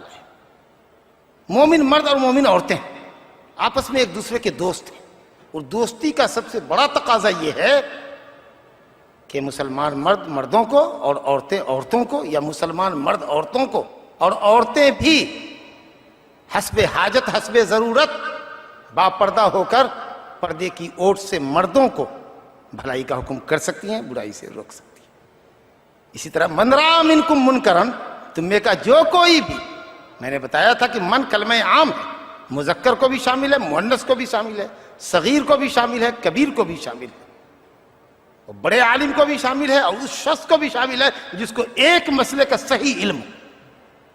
جب وہ منکر کو دیکھے تو انکار کرے. اس میں عورتیں بھی شامل ہیں، عورتوں کے درمیان وہ کھل کے بات کریں. مردوں کو بھی اگر کسی غلطی پر تنبیہ کرنے کی ضرورت ہے، اجنبی مرد ہیں تو ان کو پردے کی اوٹ سے خط کے ذریعے، ٹیلی فون کے ذریعے اس کی غلطی پر مطلع کر دیں. باقی رہا دعوت کے لیے جو عورتوں کے نکلنے کا سلسلہ ہے بغیر محرم کے، یہ سلسلہ صحیح نہیں ہے. وہ اپنی قریبات کو، اپنی پڑوسن عورتوں کو، جس حلقے میں وہ رہتی ہیں، جہاں ان کی عزت و آبرو کی حفاظت ہے، شرعی آداب کا لحاظ کر کے وہ مردوں سے بھی خطاب کر سکتی ہیں. واللہ تعالی اعلم. معین الدین شیخ، تعلیمی لیاقت HSC، ان کا سوال یہ ہے، اسلام کے بغیر یعنی غیر مسلم اگر امر بالمعروف و نہی عن المنکر کرے تو اس کے لیے اسلام میں کیا اجر ہے دنیا و آخرت میں، اور ایسے لوگوں کے بارے میں اسلام میں کیا عقیدہ ہے، جیسے گرو گوبند سنگھ، شری رام چندر، سناتن دھرم گرو؟ الحمدللہ، یہ سوال بھی بڑا اہم ہے. یہ موضوع ہی بہت اہم ہے، پوری امت کو ٹچ کرتا ہے. یہ موضوع پورے معاشرے کو ٹچ کرتا ہے. سوال جتنے بھی آ رہے ہیں سب علمی آ رہے ہیں اور نکات پر مشتمل آ رہے ہیں. دعوت کے لیے جو میں نے آیت پڑھی تھی، جس کو خطبے کی آیت کی حیثیت سے پڑھا تھا، پھر میں پڑھتا ہوں آپ کے سامنے. اعوذ باللہ من الشیطان الرجیم. کنتم خیر امۃ اخرجت للناس تأمرون بالمعروف وتنہون عن المنکر وتؤمنون باللہ. امر بالمعروف اور نہی عن المنکر ایمان کی شاخوں میں سے ایک اہم شاخ ہے، اسلام کے ارکان میں سے ایک اہم رکن ہے. ایمان باللہ ضروری ہے. پہلے آدمی اللہ واحد پر ایمان لائے، محمد صلی اللہ علیہ وسلم کو اللہ کا آخری رسول مانے، اسلام کو فالو کرے. اس کے بعد کسی بھلائی کی طرف وہ بلاتا ہے اور برائی سے روکتا ہے، بشرطے کہ اس بھلائی کا اس کو علم ہو اور برائی کا علم ہو جس سے وہ دوسرے کو روکتا ہے، دلیل معلوم ہو، تب وہ امر بالمعروف اور نہی عن المنکر کے فریضے کی ادائیگی کرنے والا ہوگا اور عند اللہ بڑے اجر و ثواب کا مستحق ہوگا اور نبی صلی اللہ علیہ وسلم کا سچا متبع ہوگا. اب اگلے لوگوں کے لیے آپ نے پوچھا ہے، میں ان کے تعلق سے کچھ بات نہیں کرنا چاہتا کہ وہ اپنے زمانے میں کیا تھے، ان کی دعوت کیا تھی، توحید کی تھی یا بعد شرک کی دعوت تھی، یا ان کے فالوورز نے بعد میں شرک ملا دیا، ان اوتاروں کو، ان رشیوں منیوں کو بھگوان کا، ایشور کا، خدا کا درجہ دے دیا. یہ اس پہ میں بات نہیں کرنا چاہتا. لیکن اب اگر کوئی شخص خیر کا کوئی کام کرنا چاہتا ہے تو وہ خیر کا داعی اور شر کا منکر تبھی مانا جائے گا جب وہ اللہ واحد پر ایمان لائے گا، اور تبھی وہ دعوت اور امر بالمعروف اور نہی عن المنکر کے ثواب کا مستحق ہوگا. واللہ اعلم. اصغر شیخ، تعلیمی لیاقت انٹر، ان کا سوال یہ ہے کہ کیا ماں باپ کو بھی منکر بات سے روکا جا سکتا ہے، جیسے جہیز؟ الحمدللہ الحمدللہ، یہ بھی بہت اچھا سوال ہے اور اس کی دلیل بہت دور مت جائیے. حضرت ابراہیم خلیل اللہ علیہ السلام جو امام الموحدین ہیں، جو ابو الانبیاء ہیں، اپنے باپ کو شرک کرتے ہوئے، بت بناتے ہوئے دیکھتے ہیں. یا ابت لم تعبد ما لا يسمع ولا يبصر ولا يغني عنك شيئا. تو باپ کو بھی انہوں نے توحید کی دعوت دی. اور حضرت نوح علیہ السلام نے اپنے بیٹے کو بنا کیا، اور فرعون کی بیوی آسیہ نے فرعون جیسے ظالم اور سرکش اور الوہیت اور ربوبیت کا دعویٰ کرنے والے مرد کو بھی ایمان کی دعوت دی. اللہ تعالیٰ فرماتا ہے وَأَنذِرْ عَشِيرَتَكَ الْأَقْرَبِينَ. اے نبی، دعوت کا کام اپنے قریبی رشتہ داروں سے شروع کیجئے، اپنی ذات سے کیجئے، اپنے رشتہ داروں سے کیجئے، اپنے پڑوسیوں سے کیجئے، اس کے بعد اپنے بستی اور شہر والوں سے کیجئے، اس کے بعد انٹرنیشنل چینل پر آئیے. الحمدللہ. تو گھر کے اندر آپ ضرور دعوت کا کام کریں، وہی آپ کی دعوت کی، آپ کی خیر خواہی کے زیادہ مستحق ہیں دوسروں کے مقابلے میں. اللہ تعالیٰ نے فرمایا اپنے لیے وَأَنذِرْ عَشِيرَتَكَ الْأَقْرَبِينَ. اپنے قرابت مند رشتہ داروں کو، خاندان والوں کو اللہ کے عذاب سے ڈرائیے. اگر والد آپ کے بضد ہیں جہیز لینے اور دینے پر، آپ ان کو منع کیجیے. پھر بھی وہ اصرار کریں، ان کو سمجھائیے، لطف و مہربانی سے پیش آئیے. اور اگر اس کے بعد بھی وہ اپنے اصرار سے باز نہ آویں تو آپ غلط کام میں ان کی اطاعت نہ کیجیے. لا طاعت لمخلوق فی معصیت الخالق. اللہ سبحانہ تعالیٰ کی نافرمانی کے کام میں کسی مخلوق کی اطاعت نہیں ہے. اللہ تعالیٰ فرماتا ہے وَإِن جَاهَدَاكَ عَلَىٰ أَن تُشْرِكَ بِي مَا لَيْسَ لَكَ بِهِ عِلْمٌ فَلَا تُطِعْهُمَا وَصَاحِبْهُمَا فِي الدُّنْيَا مَعْرُوفًا. شرک و بت پرستی کے کام میں، خلاف شرع کام میں اپنے والدین کی بات نہ مانو، لیکن دنیاوی اعتبار سے حتیٰ کہ اگر تمہارے ماں باپ مشرک بھی ہوں تو ان کے ساتھ حسن سلوک کا برتاؤ کرو، اچھا سلوک کرو. واللہ اعلم. ایک بھائی قدوس صاحب، تعلیمی لیاقت SSC، ان کا سوال یہ ہے کہ میرا بھائی ہے، اس کو پہلے میں نماز کی دعوت دوں یا شراب چھوڑنے کی دعوت؟ میرے خیال سے اور میری معلومات کی حد تک آپ اس کو نماز کا حکم کریں. انشاءاللہ اگر وہ نمازی بن گیا اور خشوع خضوع سے اس نے نماز ادا کی تو اللہ کا وعدہ ہے، نماز کے فوائد کا ذکر کرتے ہوئے اللہ نے فرمایا ان الصلاۃ تنہی عن الفحشاء والمنکر. نماز انسان کو بے حیائی سے اور منکرات سے روکتی. نمازی بن جائے گا تو انشاءاللہ تعالی وہ منکر سے باز آ جائے گا. واللہ اعلم. رفیق تحصیلدار، ان کا سوال یہ ہے کہ آج کے حالات میں غیر مسلموں میں دعوت کا کام زیادہ ضروری ہے یا مسلمانوں میں اصلاحی کام؟ دعوت کا کام دونوں میں ہونا چاہیے. یہ امتی اجابت ہے، اس نے حق کی دعوت کو قبول کیا ہے، اور امت دعوت بھی ہے کہ نبی صلی اللہ علیہ وسلم کے مشن کو چلاتی ہے. دونوں کو دعوت دینی چاہیے. لیکن جو مسلمان ہیں، جو کلمہ گو ہیں اور وہ حق سے منحرف ہیں، کتاب و سنت کی ڈگر سے ہٹ چکے ہیں، تو وہ انذر عشیرتک الاقربین میں یہ ہمارے قریبی رشتہ دار بحیثیت مسلمان ہیں، ان کی اصلاح عقیدے اور ان کے اصلاح عقیدے اور اعمال کی زیادہ ہم کو فکر ہونی چاہیے، تاکہ یہ جب اصلاح پذیر ہو جائیں گے. اتنا بڑا ہندوستان ایک ملک مان لیجئے، اگر یہ اصلاح پسند ہو گئے، کتاب و سنت کی تعلیمات کے مطابق کتاب و سنت کی ڈگر پر اسلام کی صراط مستقیم پر گامزن ہو گئے، تو الحمدللہ خود ان کے قول و کردار کی ایک اچھی چھاپ غیر مسلموں پر پڑے گی. تو ہماری دعوت مسلمانوں کے اندر بھی ہونی چاہیے، لیکن یہ بھی نہیں کہ ہم یکسر غیر مسلموں سے غافل ہو جائیں. ہمارا ایک ونگ ادھر بھی کام کرے، کچھ لوگ ان کی طرف بھی ہوں، کچھ لوگ ادھر بھی ہوں. اللہ کا شکر ہے کہ دونوں چینل سے، دونوں پیتھ پر، دونوں راستوں پر لوگ چل رہے ہیں. الحمدللہ یہ داعی اسلام اور مشہور اسلامی اسکالر اور مبلغ اسلام جناب ڈاکٹر ذاکر نائک صاحب کی زیادہ دعوتی کوشش غیر مسلموں میں برابر ہو رہی ہے. اللہ رب العالمین ان کی اور ان جیسوں کی اور ہم حشمدانوں کی، کم علموں کی دعوتوں کو اللہ رب العالمین مسلمانوں اور غیر مسلموں دونوں کے حق میں اللہ تعالیٰ یکساں مفید فرمائے. ڈاکٹر شہزاد عالم BUMS، سوال یہ ہے ان کا، کیا ماں باپ اگر بہو کے ساتھ زیادتی کریں تو لڑکا ان کو برائی سے روک سکتا ہے، اور کیسے روکے، دلائل سے واضح کریں؟ یہ سوال بھی اہم ہے، اور بیوی کو بھی سمجھائے اور ماں باپ کو بھی سمجھائے. ماں باپ کی نافرمانی حرام، بیوی کے ساتھ ظلم و زیادتی حرام. اب آپ کے سامنے آپ کے ماں باپ بھی ہیں، آپ کی بیوی بھی. بیوی اگر بے قصور ہے، ماں باپ خواہ کے لیے پریشان کرتے، تو آپ ماں باپ کو سمجھائیں، ان کی خدمت کریں، ان کی ڈانٹ پھٹکار پر ان کو جواب نہ دیں. وہ بیوی کو کہیں کہ محترمہ آپ جانتی ہیں کہ ہمارے والدین، میں ان کو چھوڑ نہیں سکتا، میں ان سے الگ لے کر آپ کو رہ نہیں سکتا، ہر قیمت پر آپ کو یہیں رہنا ہے، ماں باپ کے ساتھ رہنا ہے، نبھانا ہے آپ کو، لہٰذا ان کی باتوں کا برا نہ مانیے، اللہ نے ہم پر واجب کیا ہے. لیکن یہ بھی نہیں کہ اگر ماں باپ بلا قصور یوں ہی کچھ اور اسباب ہوں، عورت میں بے حیائی نہیں، بے پردگی نہیں، خلاف شرع حرکت نہیں، کوئی بھی ایسی میجر کوئی غلطی نہیں، کوئی بڑا گناہ نہیں کر رہی ہے وہ عورت، لیکن اگر وہ مطالبہ کرتے ہیں کہ طلاق دو تو ہرگز طلاق نہیں دیا جا سکتا. اس سلسلے میں لوگ کہتے ہیں کہ حضرت عبداللہ بن عمر کو حضرت عمر بن خطاب رضی اللہ عنہ نے طلاق کا جب حکم کیا اپنی بیوی کو طلاق دو، تو نبی صلی اللہ علیہ وسلم کے پاس قاضی آیا، انہوں نے طلاق نہیں دیا.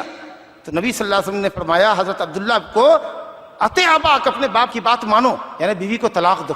اس حدیث کو لوگ کوٹ کرتے ہیں. تو کاش ہمارے ماں باپ عمر بن خطاب ہوں اور ہم عبداللہ ہوں، یعنی بیوی کو طلاق دینے کا مطالبہ جائز ہو. کچھ ایسے اسباب جانتے رہے ہوں گے حضرت عمر بن خطاب اپنی بہو کے تعلق سے جن کو بیٹے عبداللہ نہیں جانتے رہے ہوں گے.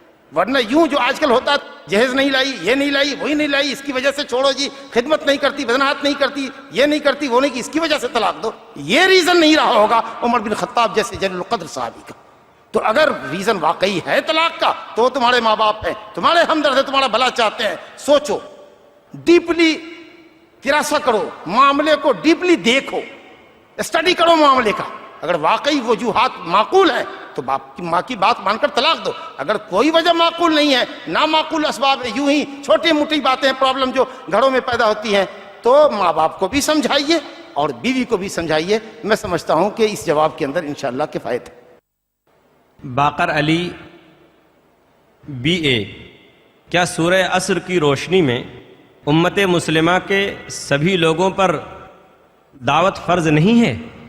اس سوال کا جواب میرے بیان میں آ چکا ہے کہ دعوت بحیثیت مجموعی امت پر فرض ہے، لیکن مثال کے طور پر ایک بستی میں ہم 4 عالم ہیں، 2 مسجد کا ممبر ہے، 2 مسجد کے ممبر سے یا جلسوں سے یا مسجد کے دروس سے ہم 2 عالم امت کی اصلاح کا کام کر رہے ہیں، تو دوسرے 2 عالموں سے یہ فریضہ ساقط ہے، لیکن استحبابی حکم ان کے لیے بھی ہے، اور اگر ان کی نگاہوں کے سامنے کوئی غلط کر رہا ہو اور وہ امام صاحب، خطیب صاحب وہاں موجود نہ ہو تو اس وقت آپ ہی پر فرض ہے۔ تو اس طریقے سے آپ یہ سمجھیے کہ بعض حالات میں یہ فرض عین ہے اور بعض حالات میں یہ فرض کفایہ ہے، لیکن 4 عالم ایک جگہ بیٹھے ہوئے ہیں، ایک سائل آتا ہے سوال کرنے کے لیے، تو کوئی ایک عالم ہی اس کے سوال کا جواب دے گا یا سب عالم کے لیے ضروری ہوگا سوال کا جواب دینا؟ تو اس طریقے سے یہ فریضہ تو ہے امت کے اوپر من حیث الامہ، مجموعی اعتبار سے تو فرض ہے، لیکن اگر کچھ لوگ اس فریضے کو انجام دے دیں اور دوسروں سے کفایت کر جائیں تو انشاءاللہ کفایت ہو جاتی ہے، اور یہ اوروں کے لیے فرض نہیں رہ جاتا ہے، اوروں کے لیے مستحب ہوتا ہے۔ تو اگر آپ کے سامنے منکر ہو رہا ہے تو آپ پر کمپلسری ہے کہ آپ اس کو روکیں، لازم ہے آپ پر کہ آپ اس کو ٹوکیں، اس حیثیت سے اس وقت آپ ہی پر فرض ہے۔ تو یوں آپ کہہ سکتے ہیں کہ امت کے ہر فرد کے اوپر جب وہ برائی پر مبتلا ہو اور کوئی دوسرا وہاں اس کام کو، برائی کو روکنے والا ٹوکنے والا نہ ہو تو آپ پر فرض ہے۔ اگر کسی دوسرے نے سبقت کر لی تو پھر آپ اگر خاموش بھی رہ جاتے ہیں تو خاموش رہنے کا کوئی گناہ آپ پر نہیں ہوگا۔ سہیل خان انجینئر ہیں، ان کا سوال یہ ہے کہ اگر ہم اپنے ساتھ کام کرنے والے غیر مسلم ساتھیوں کو حق کی دعوت نہ دیں تو کیا ہم حق کو چھپانے کے گنہگار ہوں گے؟ بالکل ہوں گے۔ ابتدائی دعوت کا طریقہ مختصر بتائیں۔ بالکل ہوں گے۔ اگر آپ اپنے ساتھیوں کے ساتھ ہیں اور دیکھ رہے ہیں کہ وہ نماز نہیں پڑھتے ہیں، یا ملازمین ہیں آپ کے یہاں جو ملازمین نماز نہیں پڑھ رہے ہیں، آپ کی ذمہ داری ہے کہ آپ ان کو تھریٹنگ دیں کہ اگر آپ نے نماز نہیں شروع کی، آپ مسلمان ہیں تو ہم آپ کو ملازمت سے برخاست کر دیں گے، اور اللہ رب العالمین آپ کو اس ملازم سے بے نیاز بھی کر دے گا، نمازی دے دے گا۔ آپ اس کو سمجھائیں، حتی الامکان کوشش کریں۔ آپ کو دسترس اللہ نے طاقت سے نہیں دی ہے، قوت سے نہیں، آپ تماچا نہیں رسید کر سکتے، مار پیٹ نہیں سکتے، لیکن زبان سے تو منع کر سکتے، منع کیجئے اور خیر خواہی کے ساتھ کیجئے، پلیٹلی کیجئے، نماز کی اہمیت بتائیے اور بتائیے کہ نماز کے تارکین کا کتنا سنگین گناہ ہے، کتنا سنگین عذاب ہے۔ ہو سکتا ہے کہ دل سے بات نکلے، دلوں میں گھر کر جائے، پیار سے سمجھائیے، نصیحت سمجھائیے۔ اگر وہ باز نہیں آتے ہیں تو ایسے لوگوں کے ساتھ آپ کی نشست و برخاست نہیں ہونی چاہیے۔ آپ نے سنا کہ جو شخص ایسے لوگوں کو دل سے برا نہیں جانتا، یعنی ان کے ساتھ اپنی نشست و برخاست کو ختم نہیں کرتا ہے، وہ ایمان کے سب سے کمتر درجے پر بھی نہیں ہے۔ وباللہ التوفیق۔ سہیل خان انجینئر ہیں، ان کا سوال یہ ہے کہ اگر ہم اپنے ساتھ کام کرنے والے غیر مسلم ساتھیوں کو حق کی دعوت نہ دیں تو کیا ہم حق کو چھپانے کے گنہگار ہوں گے؟ ہاں الحمدللہ، اس شخص کے ساتھ جو آپ کام کر رہے ہیں، مجھ کو یہ لگا کہ صاحب مسلمان دوستوں کے ساتھ کام کر رہے ہیں یا آپ کے ملازمین ہیں، آپ کے ورکرز ہیں، ان کے ساتھ بھی وہ بات تھی، وہ بات بھی اپنی جگہ بہت فیکٹ ہے، اور آپ کو اس کو سمجھنا چاہیے کہ جو آپ کے ماتحت ہیں، ملازمین ہیں، اگرچہ وہ آپ کے زرخرید نہیں ہیں، لیکن آپ ان کو نماز کی تلقین دیجئے، بلکہ دھمکی بھی دیجئے کہ اگر نماز نہیں پڑھو گے، طریقہ اچھا نہیں رکھو گے تو ہم تم کو کام سے ہٹاتے ہیں۔ ہو سکتا ہے کہ اس ذریعے اللہ اس کی ہدایت کرتے، تو دعوت اللہ کا بہت بڑا ثواب آپ کو ملے گا۔ یہ صاحب نے پوچھا کہ ہمارے ساتھ غیر مسلم، آپ ان کو اسلام کی دعوت دیجیے، اسلام کی خوبیاں بیان کیجیے، آپ کوشش کیجیے، اس وقت آپ کے لیے فرض ہے کہ آپ اس کو دعوت دیجیے۔ جب وہ ہمارے پاس آئے، ہم پر فرض ہوگا کہ ہم اس کو اسلام کی دعوت دیں، اور جو طریقہ میں نے بتایا کہ اسلام کی خوبیاں بیان کیجیے، اگر وہ پڑھنا جانتا ہے تو اس کو ہندی میں، انگریزی میں، اس کی زبان میں اسلامی کتابیں، لٹریچر مہیا کیجیے، قرآن مجید کا سمپل ترجمہ ہندی میں، انگریزی زبان میں، یا اس کی مقامی زبان کے اندر دیجئے، حدیث کی کتابیں دیجئے، عقیدے کی کتابیں دیجئے، اس طریقہ سے ان کے اوپر محنت صرف کیجئے۔ دیکھیے کیا غریب محتاج کمزور آدمی ہے، اسلام کی طرف مائل ہونا چاہتا ہے، اسلام کے لیے اس کے دل میں نرم گوشہ ہے، سافٹ کارنر اسلام کے لیے رکھتا ہے، تو آپ زکوٰۃ کی رقم بھی اس کو دے دیجئے۔ کبھی وہ محتاج دکھے، آپ 5,000 10,000 روپیہ سے اس کا ہیلپ کیجئے، مؤلفت قلوب، اس کے دل میں تالیف کیجئے، انشاءاللہ تعالیٰ اس ذریعے سے بھی وہ مسلمان ہو جائے گا۔ آپ یہ کام ضرور کریں اور اللہ تعالیٰ ہم لوگوں کو اس کی توفیق عطا فرمائے۔ سائمہ رضوی کمپیوٹر انجینئر ہیں، ان کا سوال یہ ہے کہ اگر کسی انسان کو کسی برے کام سے روز منع کریں پھر بھی وہ نہ مانے تو اسے روکنے کا کام جاری رکھیں یا چھوڑ دیں؟ بہت اچھا سوال ہے۔ منکر جب دیکھیے، من رأى منکم منکرا فلیغیرہ بیدہ، کلیدی آیت ہے انکار منکر کے سلسلے میں، کلیدی حدیث ہے، یہ ماسٹر کی ہے۔ من رأى منکم منکرا، روز منکر دیکھتے ہیں روز منع کیجیے۔ ایک منکر ایک ہی مرتبہ دیکھا تو ایک مرتبہ منع کر دیا، کام ہو گیا۔ لیکن وہی غلطی اگر وہ بار بار دہرا رہا ہے تو کرتے رہیے، جس طریقہ سے اصحاب سبت کو منع کرنے والی وہ جماعت منع کرتی رہی، جب اللہ کا عذاب آیا تو منع کرنے والے لوگ، انکار منکر کرنے والے لوگ بچا لیے گئے، ظالم عذاب کا شکار ہو گئے۔ تو جب تکرار سے منکر ہوتا رہے تو آپ تکرار کرتے رہیے اپنی دعوت، اللہ آپ کو جزائے خیر دے گا۔ کوئی سخت سست بھی کوئی کہے تو سنیے، برداشت کیجئے، صبور بن کے رہیے، غائب درجہ صبر کا مظاہرہ کیجئے۔ اللہ تعالی ہم سب کو صبر کی دولت سے مالا مال کرے، یہ بہت امپورٹنٹ چیز ہے دعوت کے راستے کے لیے۔ جبھی تو 103 مقام پر صبر کا تذکرہ آیا ہے۔ محمود زبیر وہ کہتے ہیں کہ آپ نے بیان فرمایا کہ ایمان کے لیے علم کا ہونا ضروری ہے، اس کا مطلب اگر کوئی جاہل انسان ایمان لائے تو اس کا ایمان معتبر نہیں؟ بہت اچھا سوال ہے۔ میں نے آپ سے بتایا تھا کہ ایمان کا مطلب علم ہے، یعنی کلمہ پڑھنے سے پہلے کلمے کا معنی، مدلول، اس کا مطلب سمجھیے کہ آپ کیا پڑھ رہے ہیں۔ جب آپ کہتے ہیں لا الہ الا اللہ تو اس کلمے کا معنی کیا ہے؟ آپ اقرار کرتے ہیں کہ دنیا میں کوئی ہستی لائق بندگی نہیں ہے، عبادت صرف اللہ کا حق ہے۔ اس کو سمجھ کر کے دل میں یقین کیجئے، زبان سے پڑھیے، اور پوری زندگی اپنے عمل سے ثابت کیجئے کہ آپ صرف اللہ کے بندے ہیں۔ آپ کی پیشانی جھکے گی تو صرف اللہ کے سامنے، آپ کا دست سوال اٹھے گا تو صرف اللہ کے سامنے۔ اگر آپ یہ کلمے کا معنی نہیں سمجھتے اور کلمہ لا الہ الا اللہ پڑھتے ہو، 1000 مرتبہ پڑھ لیجئے گا، اگر معنی سمجھے بغیر پڑھیے گا آپ کا ایمان معتبر نہیں ہوگا۔ اللہ نے کہا فَاعْلَمْ أَنَّهُ لَا إِلَهَ إِلَّا اللَّهُ، پہلے جان لو کہ کیا بولتے ہو، اس کے بعد لا الہ الا اللہ بولنا۔ اس کلمے کے پڑھنے سے پہلے کلمے کا معنی مطلب سمجھ لو اور کلمے کے تقاضے کو سمجھ لو۔ اگر تم سے ہو سکتا ہے تو مانو، نہیں تو پھر تم سمجھو، تمہارا کام سمجھے۔ لیکن کلمہ پڑھا، معنی پوچھو، کچھ بھی نہیں معلوم، اور کام کر رہے ہیں شرک و شرکیات کا، وہ کلمے کے خلاف کر رہے ہیں، کہہ رہے ہیں اللہ بندگی کے لائق ہے، بندگی کے لائق دوسرے کو بھی سمجھ رہے ہیں، تو آپ کیسے مومن ہیں یا آپ کا ایمان کیسے معتبر ہوگا؟ اس حیثیت سے پھر جان لیجئے کہ ہر مسلمان کے لیے شریعت کی بنیادی تعلیم ضروری ہے۔ طلب العلم فریضۃ علی کل مسلم۔ اگر آپ اب تک ناواقف ہیں کہ آپ کا اللہ کون ہے، قبر میں سوال ہوگا من ربک کا، آپ کیا جواب دیں گے؟ من نبیوں کا، تیرے نبی کون ہے، کیا نام تھا؟ اسلام کے ارکان کتنے ہیں؟ ارکان خمسہ بھی آپ کو نہ معلوم ہو، نماز، روزہ، حج، زکوٰۃ کا علم بھی نہ ہو کہ اسلام میں یہ فرائض ہیں، اللہ پر، رسول پر، آخرت پر ایمان لانا، فرشتوں پر ایمان لانا، کتابوں پر ایمان لانا، اگر اسلام کی ان بنیادی باتوں کا بھی علم نہ ہو تو آپ کیسے مسلمان ہیں؟ ایسا اسلام میں معتبر نہیں۔ السلام علیکم ورحمۃ اللہ۔